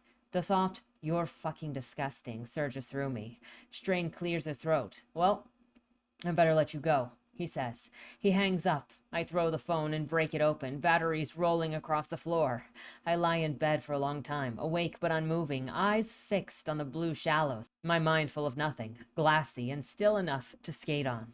Here we have another moment of her disassociating, and I think that it's worth noting that you see the frustration, the disgust with her situation, with her emotions, where it even feels like she doesn't feel like she's getting the fulfillment that she gets in other situations, where he's taken care of, but she doesn't feel taken care of, where she knows that she feels wrong or unprepared for what's happening, but she also wants the other side of things. It's not giving her what she needs, and it isn't what she needs, but it is what she thinks she wants because she gets what she wants in the other situations that are not sexual. Often in this case, the good times seem to make up for the bad or how bad she feels in the lowest moments, which is also something that commonly happen in abusive relationships or in addictions. Later in the car, Mom says that she heard Vanessa talking to someone on the phone and asks if it's a boy. Does she have a boyfriend? And Vanessa is eventually forced to answer the question. Mom says that she doesn't have to hide that she's got a boyfriend. Then she asks about him. What's his name? Is he cute? And when Vanessa doesn't know how to answer, is he cute? Mom says, quote, "That's okay. Looks aren't everything. It's more important that he's nice to you." "He is nice to me." "Good," she says. "That's the only thing I care about." I lean against the headrest, close my eyes, and feel like getting an itch scratched. The relief of hearing her say that Strain being nice is the most important thing, more important than looks, and if treating me well is more important than looks, then it's more important than the age difference and his being a teacher. Mom is then worried that she might be having sex and asks if she needs to be on the pill. Vanessa thinks about the time that she had sex with Strain, and he said that he had a vasectomy, so they don't need to worry about it. She tells her mother no, which just makes her mother feel assured that Vanessa is not having sex, is not rushing into it, because there's no risk of pregnancy. She just wants her daughter to be happy, she says, and have people around her who are going to be nice to her. In the next class period, Mr. Strain seems upset. He's snapping at kids, writing them up, and not even acknowledging Vanessa in the classroom. After, he asks her to stay behind and takes her into the office. He maintains space between them as he makes tea, sits at his desk not near her, and then says she's upset. He just accuses her she's upset. Also, in case you're new to the channel, it's another thing, is one of the easiest and quickest ways to get an emotional reaction out of somebody is to make an untrue statement about them. And that includes you're angry, you're upset, when somebody is not, because they don't like being told something about themselves that is not true. And then you're going to evoke an emotional response, which is different than if you say you seem angry, you look upset, because then that's not an accusation, that's more of an inquiry. So it's a little more aggressive when he says you are upset. Upset about, he assumes that she's upset about the things that he had her say on the phone. And again, this is another great example of him sort of leading the conversation, but having Vanessa think that she is leading it. Quote, "I'm not upset," I say. "Clearly you are." I frown. "This feels like a trick. He's the one who's upset, not me. We don't have to talk about it." "Yes," he says, "we do." He does most of the talking, going on about how the break gave him time to think about all of the ways in which I'm still a mystery to him, how he doesn't really know me. He's begun to wonder if he's projecting himself onto me, tricking himself into thinking that there's a connection between us when he's really seeing a reflection of himself. I even started to wonder if you're enjoying making love, or if it's just a performance that you put on for my benefit. I enjoy it, I say. He heaves a sigh. I want to believe you. Truly, I do. Keeps going, pacing the short length of the office. I feel so strongly towards you, he says. Sometimes I worry that I'll drop dead from it. It's stronger than anything I've ever felt for any woman. It's not even the same universe of feeling. He stops, looks at me. Does it frighten you to hear a man like me talk about you this way? A man like me. I shake my head. How does it make you feel? I look up at the ceiling as I try to come up with the right word. Powerful? After he relaxes a bit, set at ease by the idea of him making me feel powerful.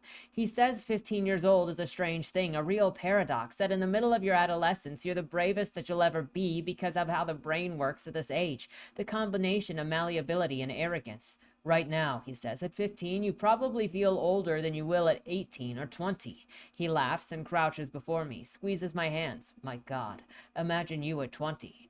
He tucks a lock of hair behind my ear. Is that how you felt? I ask. When you were... I don't want to say the rest of the sentence. When you were my age. Because it sounds too much like something a kid would say. But he understands anyway. No, but boys are different. As teenagers, they're inconsequential. They don't become real people until adulthood. Girls become real so early, 14, 15, 16. That's when your minds turn on. It's a gorgeous thing to witness.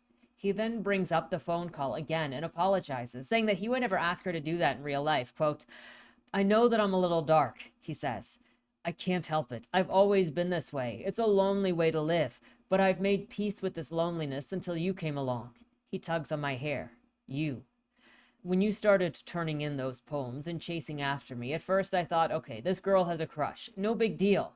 I'll let her flirt and hang around the classroom a bit, nothing further than that. But the more time I spent with you, I started to think, my God, this girl is the same as me, separate from others, craving dark things, right? Aren't you? Don't you? He waits for my answer, and for me to say yes. I am those things. But what he describes isn't how I've ever thought about myself, and his memory of me chasing after him seems wrong too. He gave me the books before I gave him the poems. He was the one who said that he wanted to kiss me that night, that my hair was the color of red maples, that all of this happened before I even realized what was really going on. Then I think of him insisting that I'm the one in charge and that he doesn't care about the non-existent dalliances that I've had before him. There are things that he needs to believe in order to live with himself, and it would be cruel for me to label it as lies. Think of the way that you reacted when I first touched you, he says. Any of the other girls in class would have been horrified by my doing that, but not you. He takes a handful of my hair and pulls my head back so that he can see my face. His hold isn't rough, but it isn't soft either. When we're together, he says, it feels as though the dark things inside of me rise to the surface and brush against the dark things inside of you. His voice shakes with feeling, and his eyes are big and glassy, full of love. He studies my face, and I know what he's looking for. Recognition, understanding, reassurance that he's not alone. This is enough to get Vanessa thinking about, yeah, he is dark, and so is she, and he's reaching inside of her and touching the dark parts and leaving pieces of him with her so that he will always be with her. And believe me, as we get through the story, he will always be with her. Move to 2017, age 32. It's Oktoberfest at the hotel. A drunk guest is hitting on some 17-year-old employee. She tries to find help out of the situation. Vanessa doesn't do anything, thinking that, if she knows how to get out of the situation, if she wants out of it, she's going to get out of it. So friggin' just do something. The 17-year-old eventually jumps on helping the janitorial staff who didn't actually need help, but that was her escape plan. Vanessa also receives a follow-up email from the journalist reiterating what she's trying to do. She forwards the email to Mr. Strain, who immediately calls her a couple of times. Vanessa doesn't answer, and she feels smug at how needy the man is after having just discarded her. She says that maybe there is some vengeance in her after all. After work, she goes through her phone to look for anyone who will spend time with her that she feels like she can call and actually have luck with. A lot of losers, because that's all she pretty much hooks up with. The one that she calls is a divorcee who had her call him daddy and was rough with her, and it definitely comes off sounding a little bit rapey and not like what her preference is, but it is what she kind of is like, he'll definitely come if I call him. The guy comes out, meets her in the alleyway behind the bar, and he is pushing it. She's pushing him off. Then Mr. Strain calls, and Vanessa finally answers because she's now got an audience, and she's been drinking a little bit, so she's a little more gutsy, but I think it's also the audience of having the guy in the background who is also kind of turned into a prop to use against Mr. Strain on the phone. It turns into such a show of what is almost like a power struggle between the two of them. Quote, "Why did you forward me that email?" Strain asks. "What are you planning on doing?" "I'm not planning anything," I say. "I just wanted you to see it." They're both quiet. Strain on the phone, the divorcee holding the door open, waiting for me to tell him to stay back. He's wearing the same clothes that he had on when we hooked up before. Black jeans, black t-shirt, black leather jacket, black combat boots. The uniform of the aging punks I always seem to be going out with these days. Men who claim to be turned on by strength, but can only handle women who act like girls. "I understand it might be tempting," Strain says, choosing each word with care, "to join in the hysteria going on right now. I know that it would be easy for you to depict what happened between us as inappropriate or abusive or whatever other label suits your mood. There's no doubt in my mind that you'd be able to turn me into whatever you wanted." He trails off, takes a breath. "But my God, Vanessa, do you really want this attached to you for the rest of your life? Because if you do this, if you come forward, it's going to stick to you. Look, I'm not going to do anything. I'm not going to write her back. Not going to tell, okay? I'm not. I just wanted you to see what's going on, on my end. You should realize that this isn't only about you." Through the phone, I feel the tide pull in his direction, a sudden gathering of feeling. He let loose a bitter laugh. "That's what this is about?" he asks. "You needing attention and sympathy right now in the midst of this shitstorm? That's the time you decide to act wounded?" I start to apologize, but he cuts me off. "You're comparing what I'm facing to you getting a couple of emails?" he asks, practically yelling. "Are you out of your fucking mind?" He reminds me that, in this situation, I have it good. Don't I realize how much power I have if the story of him and I comes out? No one would blame me for a thing, not one fucking thing. It would all fall on him. "I have to carry the weight of this alone," he says, "and all I'm asking is for you not to make it worse." I end up crying, my forehead pressed against the brick alley wall. "I'm sorry. I don't know what's wrong with me. I'm sorry. You're right. You're right." He cries too, says that he's scared, that everything's starting to feel ominous. He's back teaching, but half of the students transferred out of his classes. He was stripped of all of his advisees. No one will look him in the eye. They're waiting for a reason to get rid of him. "I need you on my side, Vanessa," he says. "I need you."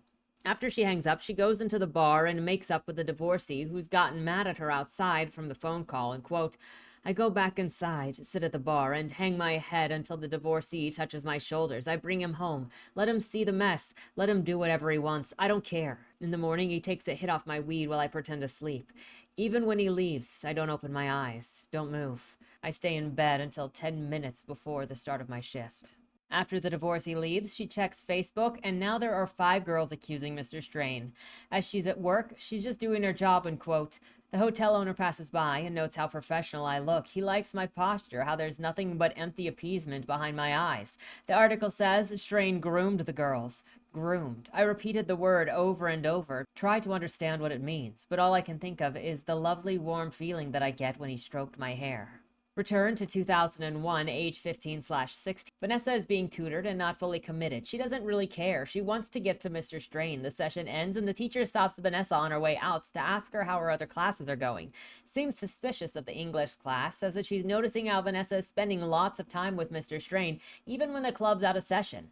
Vanessa says that she and Mr. Strain are friends, and the teacher is even more sussy because of that and asks her more questions, but Vanessa excuses herself without answering any more.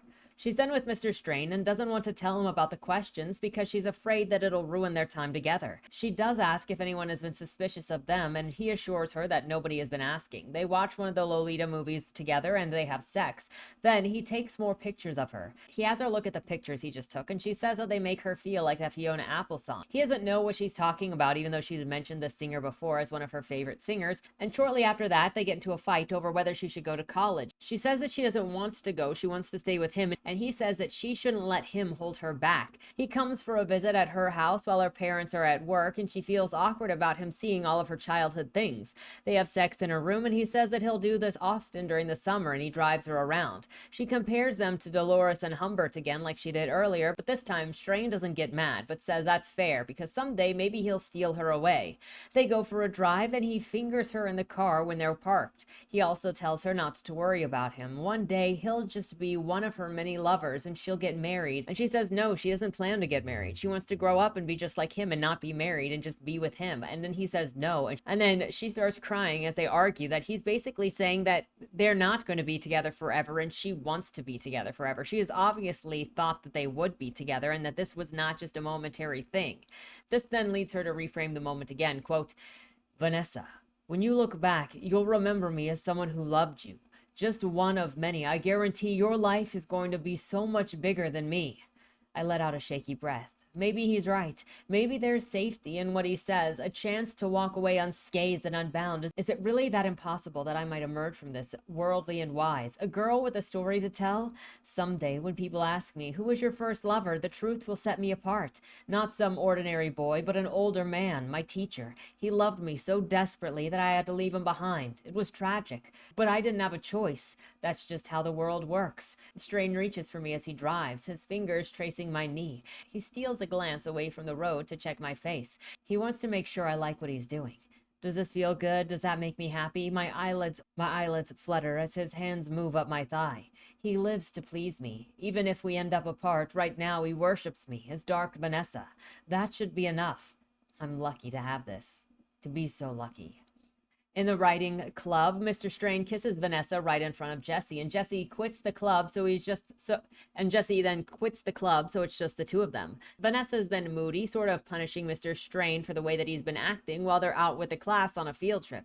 She's thinking of how reckless they're being and how that's a natural consequence the longer you get away with something. Jenny confronts Vanessa later about the way that Mr. Strain had grabbed her while they were on the field trip and accuses him of abusing her. She calls Mr. Strain a predator, and Vanessa defends, saying that he's not abusing her and he's not doing anything. Jenny says that her dad is on the board and then they can get rid of the creep, and Vanessa argues against everything Jenny says, and Jenny says that she cares more about the school than Vanessa because her family has a legacy there and Vanessa is just a nobody who came once because she feels like it. Vanessa takes this as an argument against her financial status, her economic status, and they fight and continue a little more before Jenny finally leaves, had enough with Vanessa. Then Vanessa is telling Mr. Strain about the whole thing when Mr. Strain then targets Vanessa in class for being a little bit snippy over things. Yeah, Vanessa warns Mr. Strain that he shouldn't have done that, and Mr. Strain gets mad at Vanessa for trying to tell him what to do. Back in the room, she coaxes herself out of being angry because being angry at Mr. Strain makes her feel how wrong everything is, and she doesn't like it. Vanessa is pulled into an office with another teacher and Mr. Strain. They received a letter at the school alleging that Vanessa was being abused, and she says no, that she's not, and then she signs a paper agreeing that she has not been abused and that is complete BS. Her parents still must be informed of the situation, and as they ask more questions, Vanessa is like, look, she is entitled, she is angry, she's mad that I'm doing better in some classes than her, and she thinks that if I don't like her, then I should suffer for it. That's all that it is. It's not that big of a deal. She's making it a bigger deal because she knows people. Her parents, Vanessa's parents, despite not liking the situation, agree it's close enough to summer, they'll just leave her there until the end of the school year, and then they'll figure out what to do after that. They also tell her to stay away from teachers if she doesn't have to be around them, only go in for class. She has to call them at 6 p.m. every day and just basically do your work. Don't mess around anymore. After all of this, her and Mr. Strain agree to keep everything on a down low basis. She's then pulled into the office. She's then pulled into the office again, this time after Jenny's gotten a bunch of signatures from other students saying that they heard the rumors about Mr. Strain. When she says nothing happened, Mrs. Giles, the woman who brought Vanessa into the office, says that she has a student who told her that Vanessa was having an affair. That kid would be Jesse. And then Jesse is brought into the room and pressured to answer the question of what he said that he saw. Jesse doesn't want to say yes until Vanessa says, "It's fine, Jesse. Just say what you know." And so then Jesse explains that is what he saw. Vanessa finally admits that fine, she did tell Jesse that she was in a relationship with Mr. Strain, but it was a lie because she had a crush on a teacher, and that's all that it was. She is lonely and bored. The more she goes on about this lie, the more confident she gets in it, and she actually starts to believe it. However, lying about a teacher and ruining their reputation is actually against the school rules, so Vanessa is still being forced out of the school even though there's technically nothing going on according to the school. Her parents have to come and pick her up, and then she is being required to tell everyone who signed Jenny's note that she had lied and they had fallen for a lie.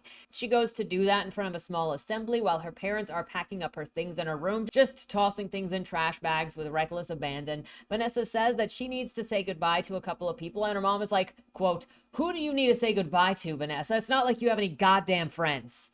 Mom, I know that you're upset, but I think we need to take it down a notch. A picture of Strain and Vanessa on a pier falls out of her clothing as Mom is shoving it into bags. Mom sees it. She knows what it is. Vanessa picks it up and holds it as Mom demands to see it. And Vanessa is like, "No, you don't get it. You don't get it." And Mom is like, "Why are you protecting him?" Vanessa says that Mom doesn't know what she's talking about. And Mom keeps going, "Did he hurt you? What did he do to you? Why are you doing this? We can fix this." Dad then comes in and cuts the conversation short. Though as they get out to the car, Mom again says, "It's not too late. We can go inside. We can fix this." Vanessa's got nothing to say, so she just climbs into the car without responding to her mom and lays across the back seat as they drive home. Now it is 2017 again, age 32, and she's talking to her mom on the phone about Thanksgiving. Neither of them want to cook. Mom mentions that Vanessa's school is in the news, but then doesn't say anything extra on that. Vanessa fights the urge to contact Mr. Strain as more and more people talk about the news articles and the newer accusations, quote, "Despite the years of deferment, of allowing him to lecture me on what's true, what's puritanical hysteria, and what's a blatant lie, I do still have a grasp on reality. I haven't been gaslighted into senselessness. I know I should be angry, and though that emotion sits on the other side of the canyon, far out of reach, I do my best to act as though I feel it. I sit and stay quiet, let my silence speak while I watch Taylor share the article again and again, captioning it with raised fist emojis and words that read like nails in a coffin. Hide all you want, the truth will always find you." Eventually, he does call and says that he doesn't know what's going on, but it's been taken care of and it's over. He doesn't understand what they're nailing him over with, and he also tells Vanessa that she's not like the other girls. He loved her. She was special. Hangs up, he falls asleep, and she wakes up to the news that Mr. Strain had to jump off a bridge. His body was found in the river. Online debates are sparked now how accusations are causing men to kill themselves. Should they be more prudent with what they're doing? Men's rights podcasts are brought up with threatening Taylor and other victims with death threats and rape threats until she goes private. Vanessa then receives a box in the mail from him with all of the evidence of everything that he had from her, including the pajamas that he bought her back in, I think it was the first time that they had sex. She looks through the box of memories and begins to spiral, quote, "The video ends and I gather pictures, dump them back into the box, that fucking box. Ordinary girls have shoe boxes of love letters and dried out corsages. I get a stack of child porn. If I were smart, I'd burn everything, especially the photos, because I know how they look to a normal person, like something confiscated from a sex trafficking ring, evidence of an obvious crime. But I could never. It would be like setting myself on fire. I wonder if it's possible to be arrested for having photos of myself. I wonder if maybe this is me turning into a predator, if the way I get excited around teenage girls says something about me. I think about how abusive people are always abused as kids. They say it's a cycle, avoidable if you're willing to do the work. But I'm too lazy to take out the trash, too lazy to clean. No, none of this even applies to me. I wasn't abused. Not like that. It's fine. The drinking, the pot, the Atv, and even strain. It's perfectly fine. It's nothing. It's normal. All interesting women have older lovers when they were younger. It's a rite of passage. You go in a girl and come out not quite a woman, but closer. A girl more conscious of herself and her own power. Self-awareness is a good thing. It leads to confidence, knowing one's place in the world. He made me see myself in the way that a boy my own age never could. No one can convince me that I would have been better off if I'd been like the other girls at school, giving blowjobs and hand jobs, all of the endless labor before being deemed a slut and thrown away. At least Strain loved me. At least I knew how it felt to be worshipped. He fell at my feet before he even kissed me. Her thoughts and substance abuse around this spiral, which for me was obvious in response to the loss and the grief that she was feeling. She keeps bringing up this Fiona Apple song and how Fiona Apple was raped when she was 12 and talked about it so easily. And Vanessa says that she never worried about that. The spiraling continues, quote, I had no reason to care about rape then. I was a lucky kid, safe and securely loved. But that story hit me hard. Somehow I sensed what was coming for me even then. Really though, what girl doesn't? It looms over you, that threat of violence. They drill the danger into your head until it starts to feel inevitable. You grow up wondering when it's finally going to happen. I Google Fiona Apple interviews and read until my eyes blur. A line from a 1997 Spin article about the same music video makes me choke out a laughing sob. Watching it, you feel as creepy as Humbert Humbert. If I tug on any string hard enough, Lolita will emerge from the unraveling. Later in the article, Fiona asks the interviewer a series of questions about her rapist, her rape. How much strength does it take to hurt a little girl? How much strength does it take for the girl to get over it? Which one of them do you think is stronger? The questions hang there, the answer obvious. She's the strong one. I'm strong too. Stronger than anyone has ever given me credit for. Not that I've been raped. Not raped. Strain hurt me sometimes, but never like that. Though I could claim that he raped me, and I'm sure that I'd be believed. I could participate in this movement of women upon women upon women, lining the walls with every bad thing that's ever happened to them. But I'm not going to lie to fit in. I'm not going to call myself a victim. Women like Taylor find comfort in that label, and that's great for them, but I'm not one of them. But I'm the one that he called when he was on the brink. He said it himself. With me, it was different. He loved me. He loved me. At the therapist, she's upset, and Ruby wants to know why. Eventually, after checking it's all confidential and she doesn't have to worry about Ruby saying anything, she shares her relationship with Strain. Ruby asks her if she fell in love with him, and this surprises Vanessa. It's the first time that anyone had ever asked her that anybody ever gave her the autonomy to even answer if she had feelings in the situation. After she leaves the office, she's still thinking about it, the things that the therapist had in common with Mr. Strain, the approach, the care, quote, how cautious he was, first angling his knee against my thigh, such a small thing that could have been an accident, then his hand on my knee, a friendly thing people do to each other, pat, pat, pat. I'd seen teachers give students hugs before, no big deal. It only accelerated after that once he knew that I was okay with it, and isn't that what consent is? Always being asked what you want? Did I want him to kiss me? Did I want him to touch me? Did I want him to fuck me? Slowly guide me into the fire. Why is everyone so scared to admit how good that can feel? To be groomed is to be loved and handled like a precious, delicate thing. She also feels a complete lack of control in this situation, not just with how people treat her, but how the situation is viewed, what she was with Strain. And I would even say, like, because Strain killed himself, there is just this, everything is out of control. And you see it reflected also in the way that she keeps her room. It's all a mess. It's always been a mess. Just, she lives in garbage. She has to remind herself to do basic things with sticky notes, basic needs all over the place. And she can't really do anything on her own. And as she stands in her room, she looks over everything and thinks, quote, but standing in my living room, I imagine what it would feel like to be reckless. My breath catches at the thought of what would happen if I spilled a line of gasoline all over this evidence. From 32 all the way back to 15, the wreckage I'd cause if I dropped a match and let it burn. Honestly, I'm kind of surprised that she didn't end up committing suicide after Mr. Strain committed suicide, because he is such an integral part of her identity that the loss to her is palpable. Regardless of how you feel about the situation, the loss to her is there. Now we return to 2001, age 16. It's June and she's playing in a lake when her mom comes out and says that pizza is here. There is a lot of tension between them because her mother knows that she is lying, and her mother also doesn't understand why she is lying for Mr. Strain or why she would allow herself to be abused by Mr. Strain. This is pretty much the definition of their relationship. It also makes it worse because Vanessa also knows that her mother knows, and so then that becomes a point of contention from her perspective where they're both fighting for dominance and what they believe is the truth, or in her case, keeping the secret. And they both pretty much agree to never bring it up as long as they pretend that it never happened. But Vanessa doesn't want to forget that it happened because it is so important to her.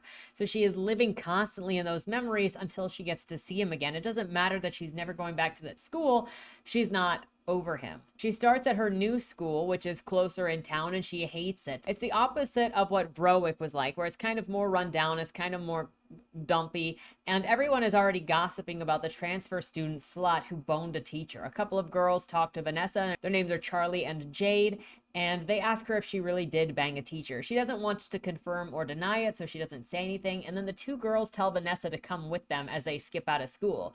The two girls take Vanessa shoplifting right across the street because the school is kind of in a little strip mall thing.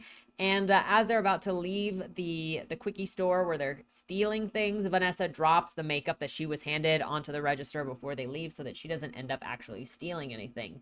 No matter what is happening, Vanessa is still thinking of Mr. Strain all the time. She's also becoming friends with these two troublemaker girls. She's invited to this place called the Bowling Alley, which is where the girls drink and meet older men. Vanessa meets this man in his 30s. His name is Craig, and she is kind of taken off from that guy before she ends up going on with her because Charlie and Jade were like, girl, are you sure? Girl, are you sure? So they kind of bounce out of there.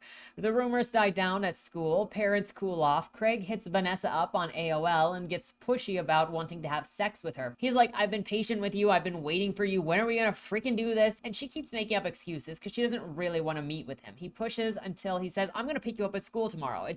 Nobody is going to notice. I will just wait outside by the buses and then you can get inside of the car. And so then Vanessa gets so freaked out by this that she blocks him, deletes all of the messages, skips out of school the next day and is on edge for the next little while until eventually she feels safe that he's not going to show up, and then she unblocks him on AOL, but he never messages her again. And I think that's another part of the relationship that she underestimated, especially with Mr. Strain, because Mr. Strain wasn't pushy, but this guy was pushy. And so he was not a stand-in for what she saw in Mr. Strain or what she got from Mr. Strain. In her room, her copy of Lolita is missing, and she confronts her mother downstairs, who gets on her for lying. Vanessa fights her mom about a variety of things, changing information before saying, maybe you don't know me. And mom says, sometimes I'm ashamed that you're my kid, and walks off. Later, the copy of Lolita is back on her shelf again. She copes by looking for other men online, mentioning Lolita to get people to respond to her, and then tells them the stories about how she was in a relationship with Mr. Strain. Then they compliment her and she compliments them back, and she collects all of their photos while giving them fake photos, and they don't even question the fake photos. She also gets a job with her dad at a hospital over the summer. While there, files of Mr. Strain's vasectomy from 1991 actually come in, and she reads it. This is where she gets all sorts of different information like his height, his weight, and she fantasizes about him, feeling closer to him and visiting that file every day as a means to be with him. She even thinks about taking that file home, but knows that it's actually a crime, so she's like, I guess I'll just visit it. It is now 2017 and Vanessa is 32 again. She's working to train a new person, watching the lobby, checking people in. Vanessa is pretty sure she just saw a guy go upstairs with a 14-year-old, and while dealing with this other impatient customer who's like, where is my room? I know I reserved a room. Why aren't you helping me? She's thinking about how this guy is probably thinking that she is allowing a 14-year-old to be raped upstairs, and she's like, what the frick do you think that I can do about it? I can't do anything about it. Vanessa ends up getting that guy a different room at a different hotel because he accidentally booked a hotel in Portland, Oregon, not Portland, Maine. Then the journalist calls Vanessa's work phone to harass her there because apparently in a case about friggin' statutory rape, journalists don't accept no for an answer. I mean, the irony of it all when it's a case about rape and it's just when somebody says no, go away, you don't. She also further tries to guilt Vanessa into sharing her personal story so this journo can make a buck. Quote, Taylor Birch. You know Taylor Birch, don't you? She really has been through hell these past few weeks. Have you seen the abuse that she's been subjected to? The men's rights activists, trolls on Twitter, she's gotten death threats. Yeah, I say. I saw something about that. There's a click, and then her voice is louder, closer, like she's taking me off of speakerphone. I'm gonna be straight with you, Vanessa, she says. I know your history, and while I can't force you to come forward, I want to make sure that you understand how much your story could help Taylor. I mean, you really have the opportunity to help an entire movement here. What do you mean, you know my history? Her voice jumps half an octave to say, well, Taylor told me what she knew. Rumors, details Jacob Strange shared over the years. My head jerks back. Years? And well, Janine let out a laugh. Taylor also sent me a link to a blog that she said was yours. I gave it a read. Couldn't stop reading it. Really captivating stuff. You're a wonderful writer. She's so smarmy. The blog was apparently supposed to be set to private, but at some point the website changed it and made it unprivate, likely during some sort of update of some kind, and it was just unlisted. Vanessa rushes to check it, and she tells the journal that she doesn't want the blog referenced. The journal doesn't have permission, and the journal's like, well, I don't really need your permission to post about it because it is public, but I would like your permission. I would like your blessing. Vanessa is deleting the blog, and the journal says, that's fine. I have screenshots. So, I mean, it would still be nice for your blessing, but I'm doing it, bitch. Journos really are literal scum that will sell your trauma like a fish about to expire. Like literal zero respect for victims or their subjects. And this journo continues to be manipulative. Quote, Janine exhales a rush of breath against my ear. Vanessa, I really hope you do. We owe it to each other to do whatever we can. We're all in this together. I glare across the lobby and force myself to agree. Sure, absolutely, you're right. Trust me, I know how hard this is. Janine lowers her voice. I'm a survivor too. She hangs up the phone and spends the afternoon vomiting, thinking all of this is coming out, thinking that she's going to make Mr. Strain's story worse, even though he's already dead. She then talks about how when she heard of Taylor, she read everything that she could by her. Taylor was also a poet, but she was only just like fine. She wasn't anything special, according to Vanessa. Most of this was Vanessa looking for signs of Strain in her words. Like she was sure that if Strain had had an impact on Taylor, then Vanessa would be able to find him in those words somewhere. But he wasn't anywhere. She was basically just writing angry vagina poetry, for lack of better ways to describe it. And Vanessa was just like, how could what Strain have done been so bad if there's literally none of him in her work? Because all Vanessa can write about is Strain. All that Vanessa can do is think about Strain, and that's all that it's ever been. And she looks online for signs of Strain, and mostly it's just stuff about Taylor and sexist insults and pictures of Taylor at the age that Strain crept on her.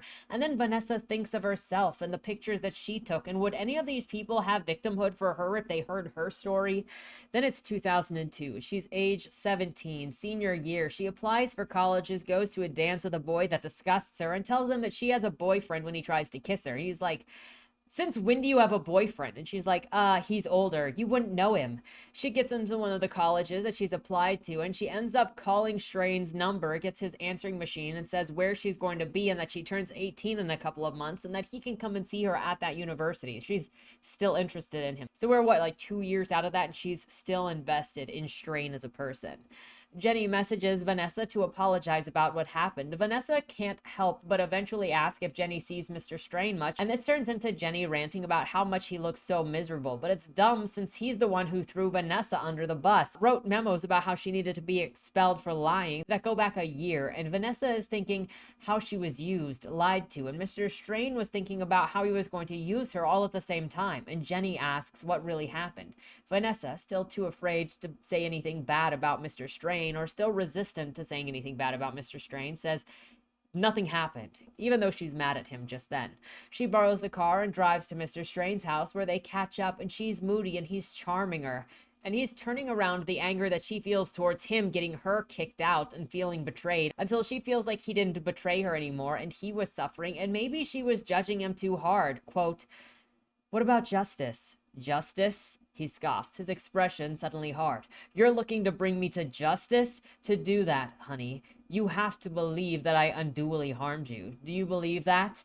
I fix my eyes on the unopened beer bottle sweating on the coffee table.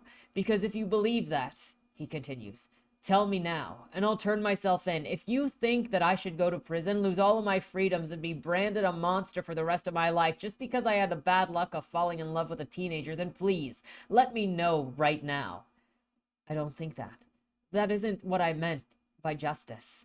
I just want to know that he's been miserable, a broken man like Jenny described, because here in front of me, he doesn't look broken. He looks happy. The teaching award propped on his bookcase. If you think that it hasn't been painful for me, you're wrong, he says. He says as though he knows my thoughts. Maybe he does. Always has. It's been agony. I don't believe you, I say. He leans toward me, touches my knee. Let me show you something. He gets up, goes upstairs. The ceiling creaks as he walks down the hallway and into his bedroom. He returns with 2 envelopes. One, a letter addressed to me, dated July 2001. The first line turns my stomach inside out. Vanessa, I wonder if you remember me, last November, moaning into your soft, warm lap. I'm going to ruin you. My questions for you now is, did I? Do you feel destroyed?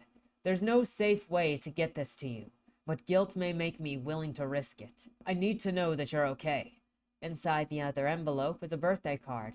He signed the inside, Love JS. I was going to work up the nerve to mail this card to you this week, he says. My plan was to drive to Augusta and drop it in the mailbox there so that your parents wouldn't see the Norumbega stamp. I toss both envelopes on the coffee table as though I'm unimpressed. Force myself to roll my eyes. That isn't enough. I need more evidence of his agony. Pages and pages of it. After all of this conversation, he asks who she's been seeing and seems amused by her failures in the relationship department. When she asks him what he's been up to and with who, he says, same old, same old. She confronts him about the memos that Jenny mentioned, gets upset, makes a fake threat to leave, and then he takes her upstairs and lays her on his bed and leaves her be. She wants to be taken care of by him, but she's too sleepy to pursue him, to bother him, to go after him as he's left her, so she passes out. When she wakes up, Strain's on top of her. She keeps disassociating through the scene. Parts of it she tells him don't, and he pauses to ask her if she wants him to stop, and then keeps going when she doesn't fight it, and disassociates as he has sex with her. If you think about this now and how she has relationship issues later, she probably has intimacy issues, period. In this instance, Vanessa is thinking the clearest how she wants to stop, but she also doesn't say it. It's for the first time that I think she's thinking he's raping me. Then he finishes and rolls off. She vomits onto the floor. Afterwards, he cleans it up and he's on top of her again. Quote, he's on top. His body's so big that it could smother me if he weren't careful. But he is careful, and he is good, and he loves me, and I want this. I still feel torn in two when he pushes inside. We'll probably always feel this way, but I want it. I have to. She returns late at night. Mom's waiting and takes the keys from her, knowing what happened, knowing where she went, and saying never again. Vanessa asks her mom if she's going to ask where she's been, and she says, if I did, would you even tell me the truth? She graduates while thinking of Mr. Strain. Over the summer, she continues to see him, and she reassures him that she wants this. She doesn't think that he's a monster. Part of this feels like it's just the difficulty in breaking what you're used to, when this thing that gives you some kind of comfort, even if it's also kind of painful. And the expectations that you have for yourself, the routine, even if it's unhealthy or it hurts you, you're used to it. And even when parts of it make you feel bad, it's really hard to stop because it's not bad all of the time. And you know how to bounce back from the negative stuff. You know exactly what'll do you to get you to the good parts. Skip to 2017, age 32, and she's telling her therapist about this journalist harassing her and that she's scared. Ruby suggests that Vanessa report her. Vanessa is scared, and she asks if it's her responsibility on a moral level to share her story with the press, regardless of the stress that it would cause her or the symptoms that it would make worse in her life. Quote, but I'm talking about on a moral level. Because isn't it supposed to be worth all the stress? That's what people keep saying, that you need to speak out no matter what the cost. No, she says firmly. That's wrong, and it's a dangerous amount of pressure to put on someone dealing with trauma. Then why do they keep saying it? Because it's not just this journalist, it's every woman who comes forward. But if someone doesn't want to come forward and tell the world every bad thing that's happened to her, then she's what? Weak? Selfish? I throw up my hand, wave it away. The whole thing is bullshit. I fucking hate it. All I can say is freaking thank goodness for this actual good therapist in this book. She is reasonable, she is caring about her client, and she's fighting against this garbage take that you somehow, for some reason, owe your entire life to the rest of society, for the plight of society, to be labeled by whatever your background was and never anything more. And it is such a garbage take that people are continually victimized or forced to say things about themselves that they don't want to say, or else they're irrelevant, or else they're told that they are bad people and victimized again for not sharing their other victimization for your benefit or your cause, or making themselves a token. Thank goodness that Ruby cares more about Vanessa's health than anything else, because some therapists, some people freaking don't. The therapist asks Vanessa if she believes Mr. Strain's accusers, and she says no, and she thinks that they got a little carried away. Quote, in this hysteria that's going on, the constant accusations, like it's a movement, right? That's what people are calling it. And when you see a movement with so much momentum, it's natural to want to join, but to be accepted into one, you need something horrible to have happened to you. Exaggeration is inevitable. Plus, it's also vague. These terms are easy to manipulate. Assaulting can be anything. He could have just patted them on the leg or something. But if he was innocent, how do you make sense of him taking his own life? She asks. He always said that he'd rather be dead than to live branded as a pedophile. When these accusations came out, he knew everyone would assume that he was guilty. Are you angry with him for killing himself? No, I understand why he did it, and I know that I'm at least partially to blame. She starts to say no, that isn't true, but I cut her off. I know, it isn't my fault, I get it. But I'm the reason that he had all of these rumors attached to him in the first place. If he hadn't already had the reputation of being a teacher who sleeps with students, I doubt Taylor would have accused him of anything. And if she hadn't come forward, the other girls wouldn't have either. Once a teacher gets accused of this, everything he says and does is seen through a filter, to the point where even innocuous behavior is interpreted as something sinister. I go on, parroting his arguments, the part of him left inside of me suddenly risen and fully alive. Think about it, I say. If a normal man pats a girl on the knee, no big deal. But if a man who has been accused of being a pedophile does it, people are going to react disproportionately. So no, I'm not mad at him. I'm mad at them. I'm mad at the world that turned him into a monster when all he did was have the bad luck of falling in love with me. Vanessa cuts off the conversation, unable to continue this thread, and the therapist accepts it. Vanessa says that she's still grieving the loss, his loss, and she feels responsible for his death. Quote, it is. It's excruciating. I swallow down the tightness in my throat. I let him die. You should know that. Just in case you start feeling sorry for me. He called me right before he did it, and I knew that he was going to do it, and I did nothing to stop him. It wasn't your fault, Ruby says. Yeah, you keep saying that, but nothing ever seems to be my fault. She says nothing, staring at me with that same pained expression. I know what she thinks, that I'm pathetic, intent on creating my own doom. I tortured him, I say, and I don't think that you understand how much I contributed to everything. His whole life descended into hell because of me. He was a grown man and you were 15, she says. What could you have possibly done to torture him? For a moment, I'm speechless, unable to come up with the answers besides, I walked into his classroom. I existed. I was born. As the truth sinks in, Vanessa's mind sinks away. Now, at age 21, she's living in an apartment. Strain is visiting her from time to time, and he's supposed to come tonight, but plans are canceled because of stuff happening on campus. She tells him that she's needy because she's disappointed that he's not coming, and she wants the way that he makes her feel adored. He says that he'll come by soon.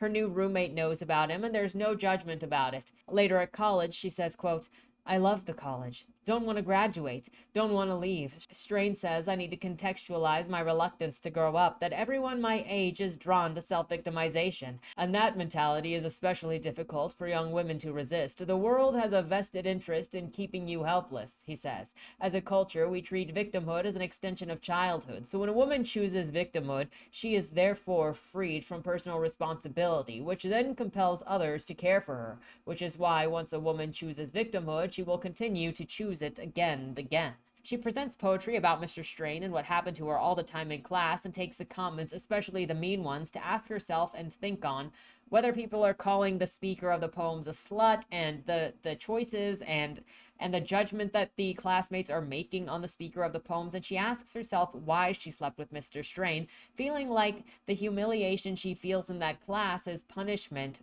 that she is meant to take for the choices that she's made. Mr. Strain comes over to Vanessa's room and they have sex, and then you see how they are. As she's an adult, she's a mess, hiding that mess that she is by paying attention to her new lit teacher. Mr. Strain meets her roommate Bridget, and adulthood is pretty much a mess with others and her current obsession, which is Mr. Strain. When a man grabs her butt at the club, she calls Mr. Strain later and tells him, desperately wanting his reassurance that he doesn't give her right then. Throughout her senior year, Vanessa then feels like she is connected with Henry, her literary teacher in college, and she's also looking for bits of Strain in him, seeing if maybe there could be a repetition of what happened with Mr. Strain, but in Henry. She also meets with Mr. Strain for dinner and they have sex, and she asks if she can stay with him if she doesn't have any plans for the future, if she doesn't go to graduate school, because she still just wants to be around him. He tells her no, it looks suspicious, and he's still trying to avoid that reputation. He still lives in Norumbega and people would still recognize her if she came to live with him. What would people think if she moved in? It clearly his reputation would just, there's no way around it. This upsets her a lot, and I think it leads to her getting drunk that night, so drunk that night that they actually end up not having sex that night because she is so wasted. When she gets back to school, she offers a paper about Lolita and Shakespeare to her lit teacher, and he likes the idea. He picks up on how well she knows Lolita, and she says that it's her book. You know, like sometimes a book exists and it just speaks to you to the point that it is your book. She thinks that he might be looking at her the same way that Mr. Strain had looked at her before, and she's just wondering if, like, she maybe could end up being with another teacher. She's getting ahead of herself, though. Her entire identity revolves around Mr. Strain and finding him everywhere she goes in her life and not letting go of him because she just can't.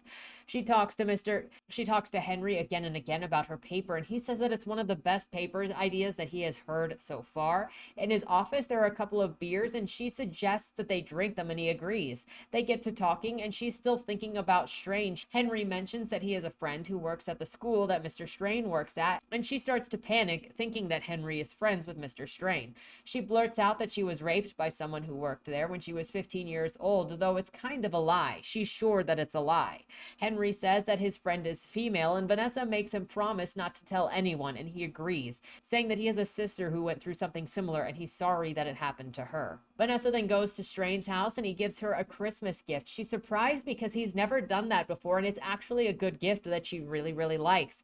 She's worried that Henry's friend may have said something to Mr. Strain as he takes her upstairs and tells her something. She's worried that Henry's friend may have already talked to Mr. Strain about the situation at school as he takes her upstairs to talk to her in his room, and she thinks that she's about to get in trouble, but it actually goes in a different direction. Quote, "No, Vanessa," he says, "not everything is about you." He sighs, rakes his hands through his hair. "I'm sorry," he adds. "I'm nervous, though I don't know why. If anyone's going to be understanding, it's you." He says that there's been an incident at Browick. It happened back in October in his classroom during faculty service hours. He was meeting one-on-one with a student who had questions about her essay. She always had questions about everything, this girl. At first, he thought that she was merely anxious, a grade warrior, but as she started hanging around the classroom more, he realized that she had a crush on him. Truthfully, it reminded him of me, her giddy demeanor, her unguarded adoration. On this October afternoon, they were sitting in the seminar table, side by side, while he went over her essay draft. She was flustered, practically trembling from anxiety about the grade, about being this close to him, and at some point during the conference, he reached down and patted her knee. He meant to be reassuring. He was trying to be kind, but the girl took it and twisted it into something ugly. She started telling her friends that he had made a pass at her and that he wanted to have sex with her and that he was sexually harassing her. I threw up my hands, cutting him off. He says this so forcefully that I can't tell that he's said it himself many times before. But if it didn't start when he first touched me, when did it? When he told me, drunk at the Halloween dance, that he wanted to put me to bed and kiss me goodnight? Or when I began inventing reasons to talk to him after class so that I could go to him alone and feel his eyes on me? When he wrote on my poem draft, "Vanessa, this one scares me a little." Or the first day of classes, when I watched him give the convocation speech, his face dripping with sweat? Maybe the start can't be pinned down at all. Maybe the universe forced us together, rendering us both powerless, blameless. It's not even comparable, he says. This student is nothing to me. The so-called physical contact was nothing. It was a matter of seconds. I certainly don't deserve to have a life destroyed over it. Why would this destroy your life? He sighs, sits back on the couch. The administration caught wind of it. They're saying that they need to do an investigation. Over a pat on the knee. It's puritanical hysteria. We might as well be living in Salem. I stare him down, try to get him to flinch, but he looks innocent, the lines in his forehead creased in concern, his eyes enormous behind his glasses. Still, I want to be angry. He says that the touch was insignificant, but I know how heavy with meaning a touch like that can be. Why are you even telling me? I ask. Do you want me to tell you that it's okay, that I forgive you? Because I don't. No, he says. I'm not asking you to forgive me. There's nothing to forgive. I'm sharing it with you because I want you to understand that I'm still living with the consequences of loving you. For a split second, my eyes start to roll. I stop myself, but he still sees. Mock me all you like, he says, but after you, no one would have jumped to conclusions like this. But before you, no one would have jumped to conclusions like this. They never would have believed this girl's word over mine. These are my colleagues, people that I've worked with for 20 years. That history means nothing now that my name has been dragged through the mud. Everyone assumes the worst of me. I've got eyes on me at all times, constant suspicion and an uproar over this.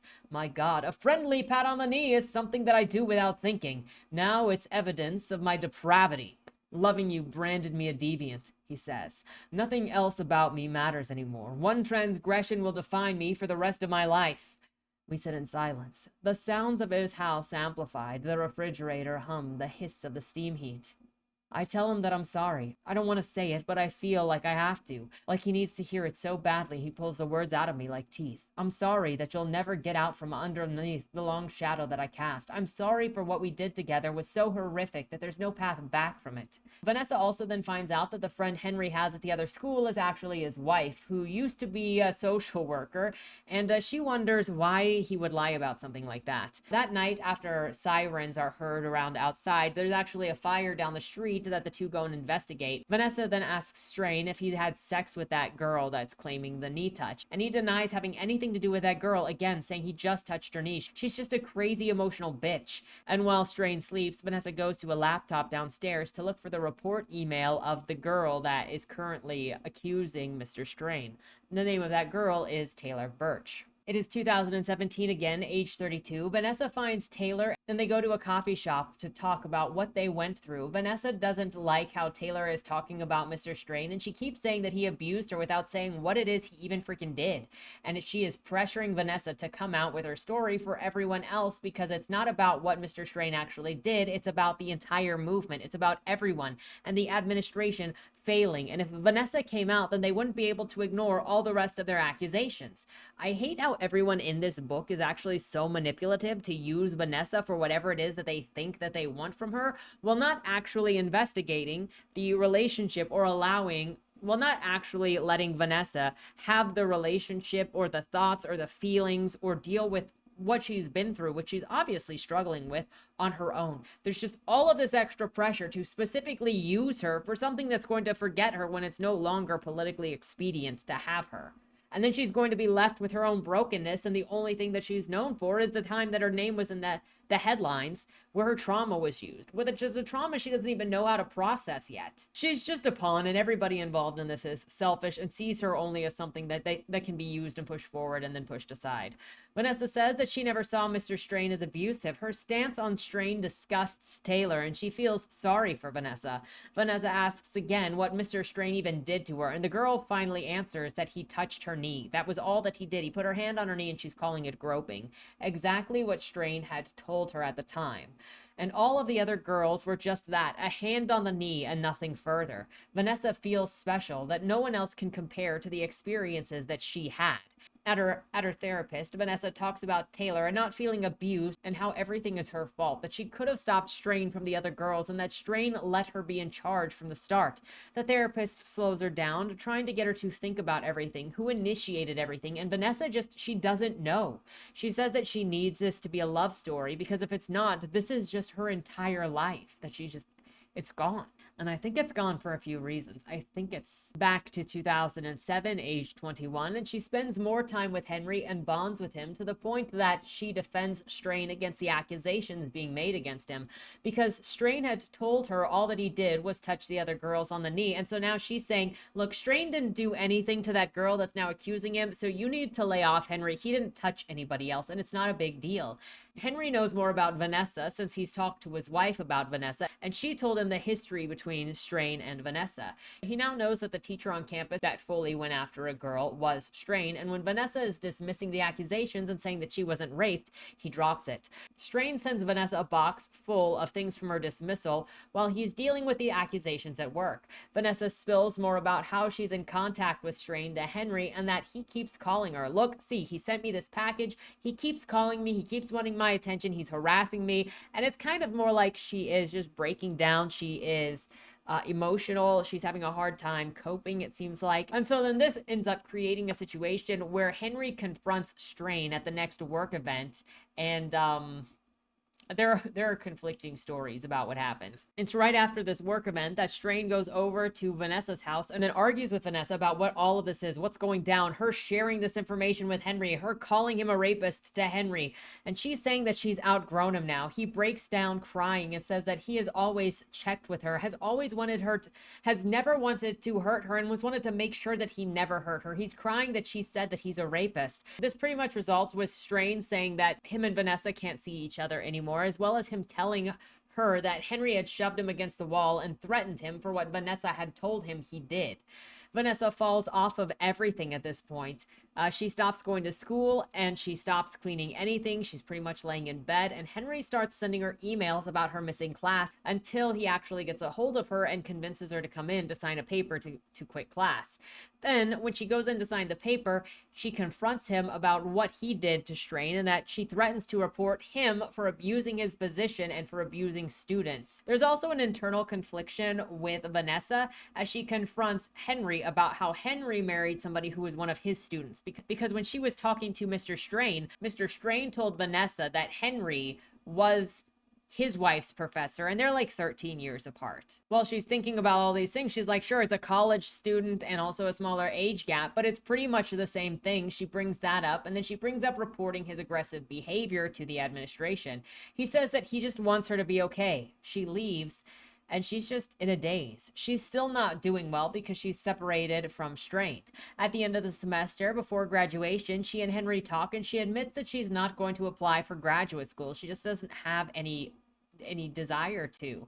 She's not going to stay here either for the job, for the internship that was going to be underneath Henry. And she thinks about how much he would probably let her do things if she made moves on him. Like, she could probably train him like she did Strain, is what she's thinking. She's like, she could probably romance him like she did Strain, is what she's thinking.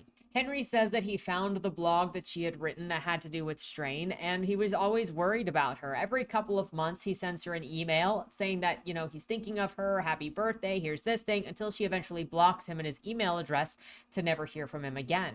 Her roommate moves out and takes the cat that they adopted with her, and then she gets a job with CPS and doesn't end up eating very much. Mr. Strain comes to visit every once in a while when she lives in Portland, Maine, and he takes her to dinner, and she keeps making passes at him and he keeps letting them go. And back at the house after dinner, she asks if she's too old for him, and he says, Nessa, I'm trying to be good. And she says, you don't have to be good with me. And he says, I know, that's the problem.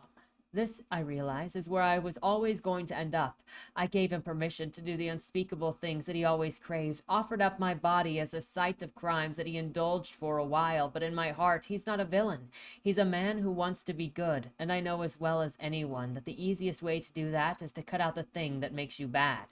Years pass. She's 25, seeing boys on and off and no one serious, and many of them she talks to about Mr. Strain and tells them that she likes it, that she wanted the attention again, and they say that she's messed up and they leave her. She looks up what to do if your job makes you want to commit suicide after going between different admin jobs, and then she finally lands on the hotel job that she's currently doing now, which at least gets her out of the offices that just make her want to die. One day, she sees Strain leading some kids into a museum downtown on a field trip, quote, he lets the museum doors close behind him, and I go to work, sit at the concierge desk, and imagine him moving through the rooms, trailing the bright-haired girls. In my mind, I follow along behind.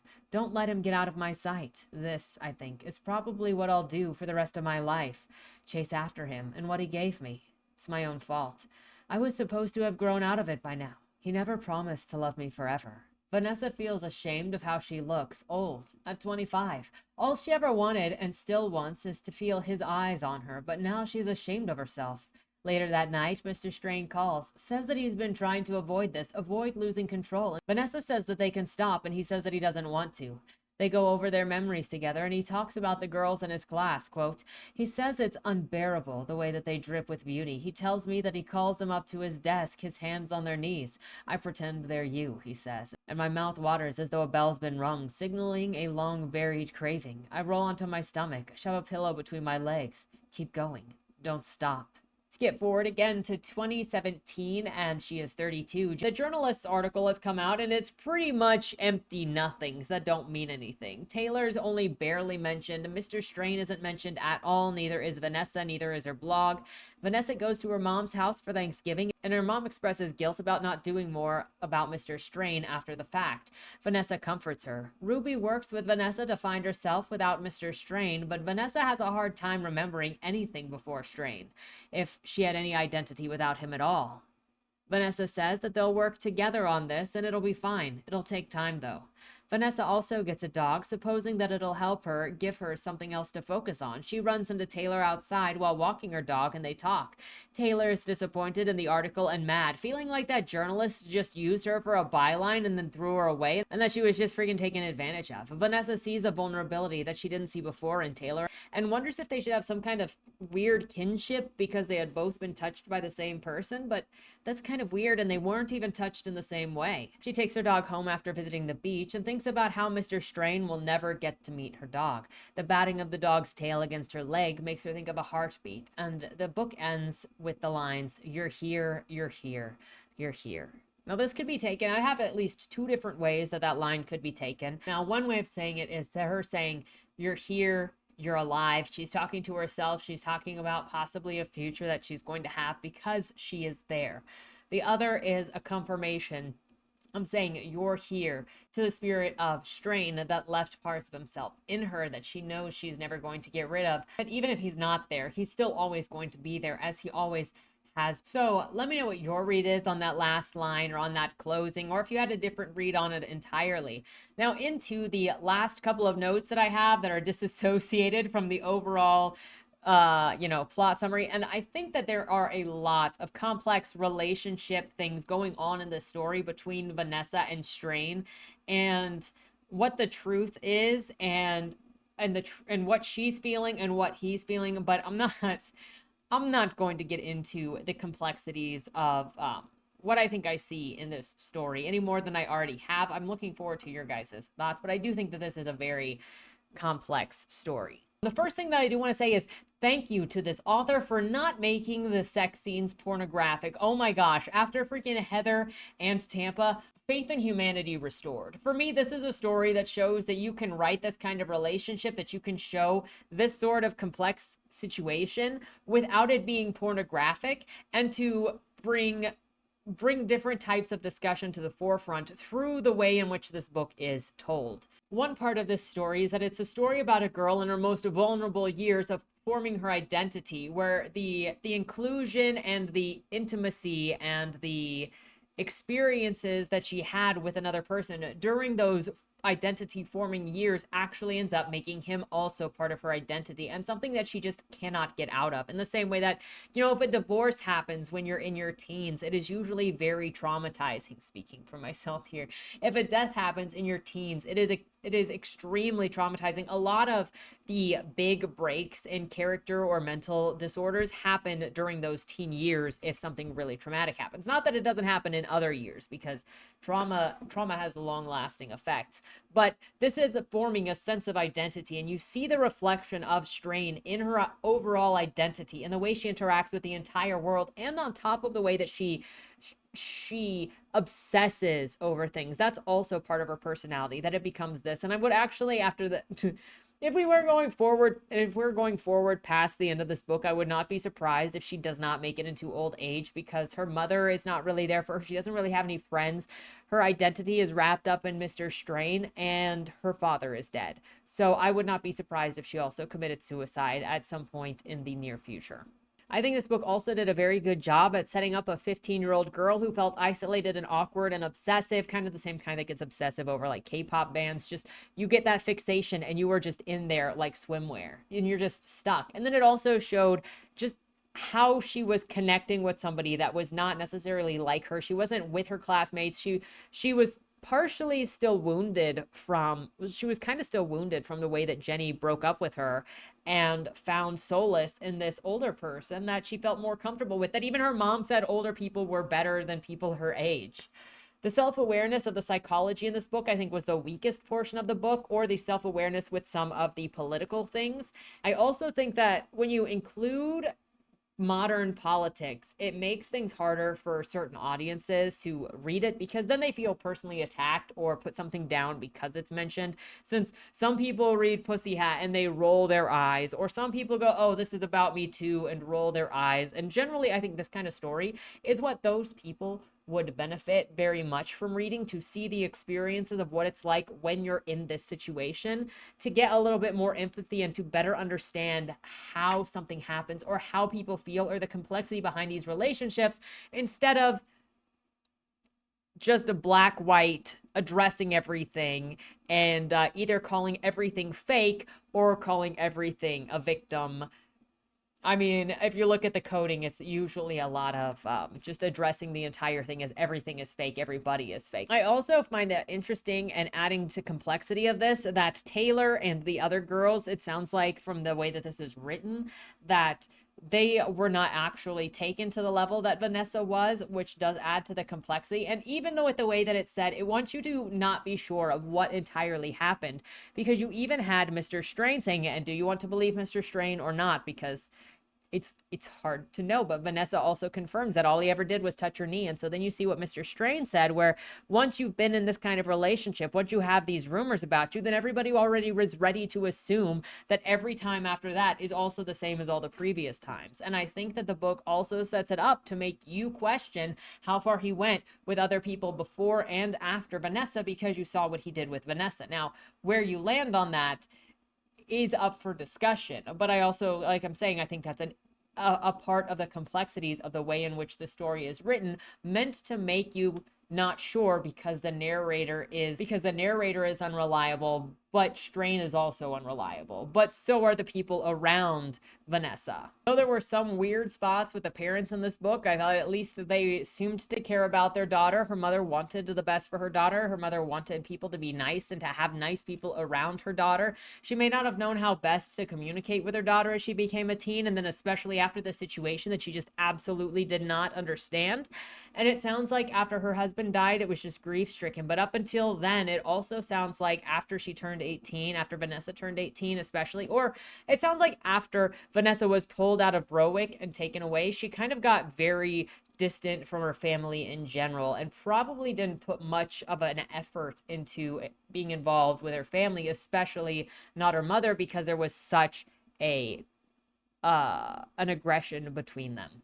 Now, I do think that the ending of this book felt a little rushed, especially on the healing department, and it felt almost like it forced to show progress and somewhat deflated the tension of the rest of the book. It almost felt like it really wanted to have a hopeful ending, or a sweeter ending over a bittersweet ending. They're obviously going to be bittersweet because of the issues being dealt with here, but it felt unnatural to me, and like there was meant to be some other ending here than where it ended up, or it needed more time to get to where it ended up. Though overall, I think the story was very well written, with a lot of emotion, in a way that a person morphs around this kind of thing. And I think that it would help many people better understand these kinds of situations, to read something like this and to see the psychology behind it, the duality in Vanessa's mindset when it comes to this thing, and how she just can't get away from it. At the same time, she doesn't want it to end, but it's also painful. Even after this review, I highly recommend still reading this book, because I couldn't give you the entire nuance. And I think that anybody who will read this book may get very different reads on certain scenes. And I think it has a lot of scenes and moments that are beneficial to reading, either to maybe understand better to study the psychology or the relationships in this, to apply to your work, or to just apply to better understanding people. Because ultimately, I think the best types of fiction are fiction that help us see a life and understanding and thought process that we otherwise may not get to, or to help us build empathy. And it doesn't come through every single type of book, but I think this is one of those books that is significant. I think watching Vanessa reason with herself over and over again in this is also very significant and interesting. And I can't actually cover it in this video. So you might be getting the overview and some overview thoughts here, but you're not getting the experience that you actually get from this book. And I think the best books in general are also going to end up giving you an experience. So this book was published in 2020, which tells you contemporary books, and it's also published by HarperCollins. Are we making up for Tampa here? This was also beta read by Stephen King. He is thanked at the end of the book for his help on it. So with that said, have you read this book? Let me know what your thoughts are in the comments down below. Thank you so much for watching. Have a great weekend and don't die. Was that Wayland Cross in the trunk?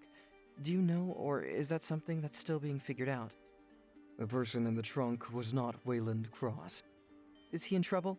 We don't know who did it, but as the owner of the car, the longer he's missing, the worse it looks for him. Cross isn't a killer.